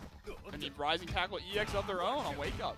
CoreValues is in a scenario where you kind of have to get aggressive yourself, even if it means putting yourself in compromised positions. There's another Wake Up DP, and ViolentKain spends the meter, is not afraid. The risk and reward is so in his favor, and now it's down to what could potentially be the final game of the tournament here. VK, one more to go. CoreValues got to get that mix-up started, put the backbreaker on him, get that Frankensteiner, and try to run him over. Yeah, Clark is the absolute core of CoreValues' team. He needs to get something going, at least get Robert down to the point where Vanessa can finish off Robert in one combo, right? I just want to say real quick, by the way, huge shouts to everyone. Thank you for helping us complete all the codes for the match arena. We love you guys. Hell yeah. With this, went for the jump in. Oh my god, what a throw. And CoreValues really doesn't have an answer of how to get around this CD. Oh, that's a great way to start. Good punish here off the command normal. Not going to spend the EX. Puts himself in the corner. Robert has all the real estate he would ever need to get away now. Still finds the air throw. Yeah, great jump throw there. And no, it doesn't get the punish. Waits just a little too long. Allows ViolentKain to steal back his turn with the DP. Oh, patience, the stare down. No one wanting to overextend too much. There's the 2D from CoreValues. Good spacing out. Try to go for the 5D just to try and answer that jump in. There's the EX Tatsu. And I like, one of the nicest things about the way ViolentKain plays this Robert is he's not saving meter for the other characters. He doesn't care. Oh, gonna go ahead and spend the level 1. Maybe. All right, even CoreValues knows that is absolutely needed with the triple Argentinian backbreaker. Finally, Clark is able to get the lead here. Maybe he should have maybe he should have saved the meter for the other characters. Maybe, but I think he just really wanted to get rid of Robert. Now if he can do a little bit of damage to Kyo here, stay alive enough. By a little damage, you mean, okay, almost was able to get in there for the mix-up. Far away, though, and there's the DP. Maximize damage as best you can. Make sure you end yourself in a mix-up here. Drop that elbow, mix-up time, same side. Yeah, really deep in there with the JA. But, man, ViolentKain has been on point with these DPs. Just not afraid to let them rip, even when he gets punished for them. And this is it. Getting down to 2 characters each. Time's kind of running out here for CoreValues. Got to keep yourself ahead in this. 2 characters with similar resources as well, and there's the reversal. Shatter Strike going to go into the level 1. If you're having trouble dealing with Vanessa, ViolentKain has shown you the way. That has been the answer at every single stage. All right, EX uppercut going into the corner. Of course, getting that knockdown. Now it seems like most of the time CoreValues goes for that overhead. Are they going to do it again? Goes for nothing this time. He was very good for the delay a little bit. Couldn't get anything. Whiff punish. No whiff punish. That was incredibly close as well, using this JCT to get those plus frames going. Next hit is going to decide so much about this set. Oh my god, the punish there with the EXCP. On that knockdown. Go for the tech. CD comes through, continuing the pressure here. Short hops and Rekkas. Hard cancels backwards. Yeah, create a little bit of space, get some breathing room. You do not want to hold all of this Kyo pressure, right? Oh, execution error. No. Absolutely an execution error. Oh no, and then the whiff punish. If there was ever a moment, CoreValues, this is it. You've got to run it up so much on Terry. Get as much damage as you can. Save yourself a little bit of meter for your own Terry, potentially. You've got to blow this lead open. Yeah, the problem here is that ViolentKain's Terry doesn't really have to spend any meter to get rid of Vanessa. One more touch is going to do it. The guard cancel backwards to avoid the crack shoot. Using that burn knuckle to try and chip out. CD traded. Pressure here. DP does not work out. Burn knuckle for the second, for the third, for the 4th time. Threatens in neutral. Trying to chase down so hard for that chip out. And this is it. This is set point for ViolentKain. Yeah, we have both carries, max meter available. Dashes up, gets the throw. CoreValues going to take a couple more hits for him, but more than capable. Oh, max mode is active. We'll see how much damage it ends up doing in the end. All right, doesn't need to spend the EX to get it. 2 touch. Holding on to it for the next touch. Absolutely. Dash backwards a little bit, trying to space themselves out. Great jump in. I love reacting to all of these. I love reacting to all of these. Oh, and that's absolutely it. ViolentKain is your champion for TNS KOF 15, number 4 with the reset. Dude, ViolentKain top to bottom. I mean, has just looked incredible here, and I'll keep it. It's just not Iori looks good on him.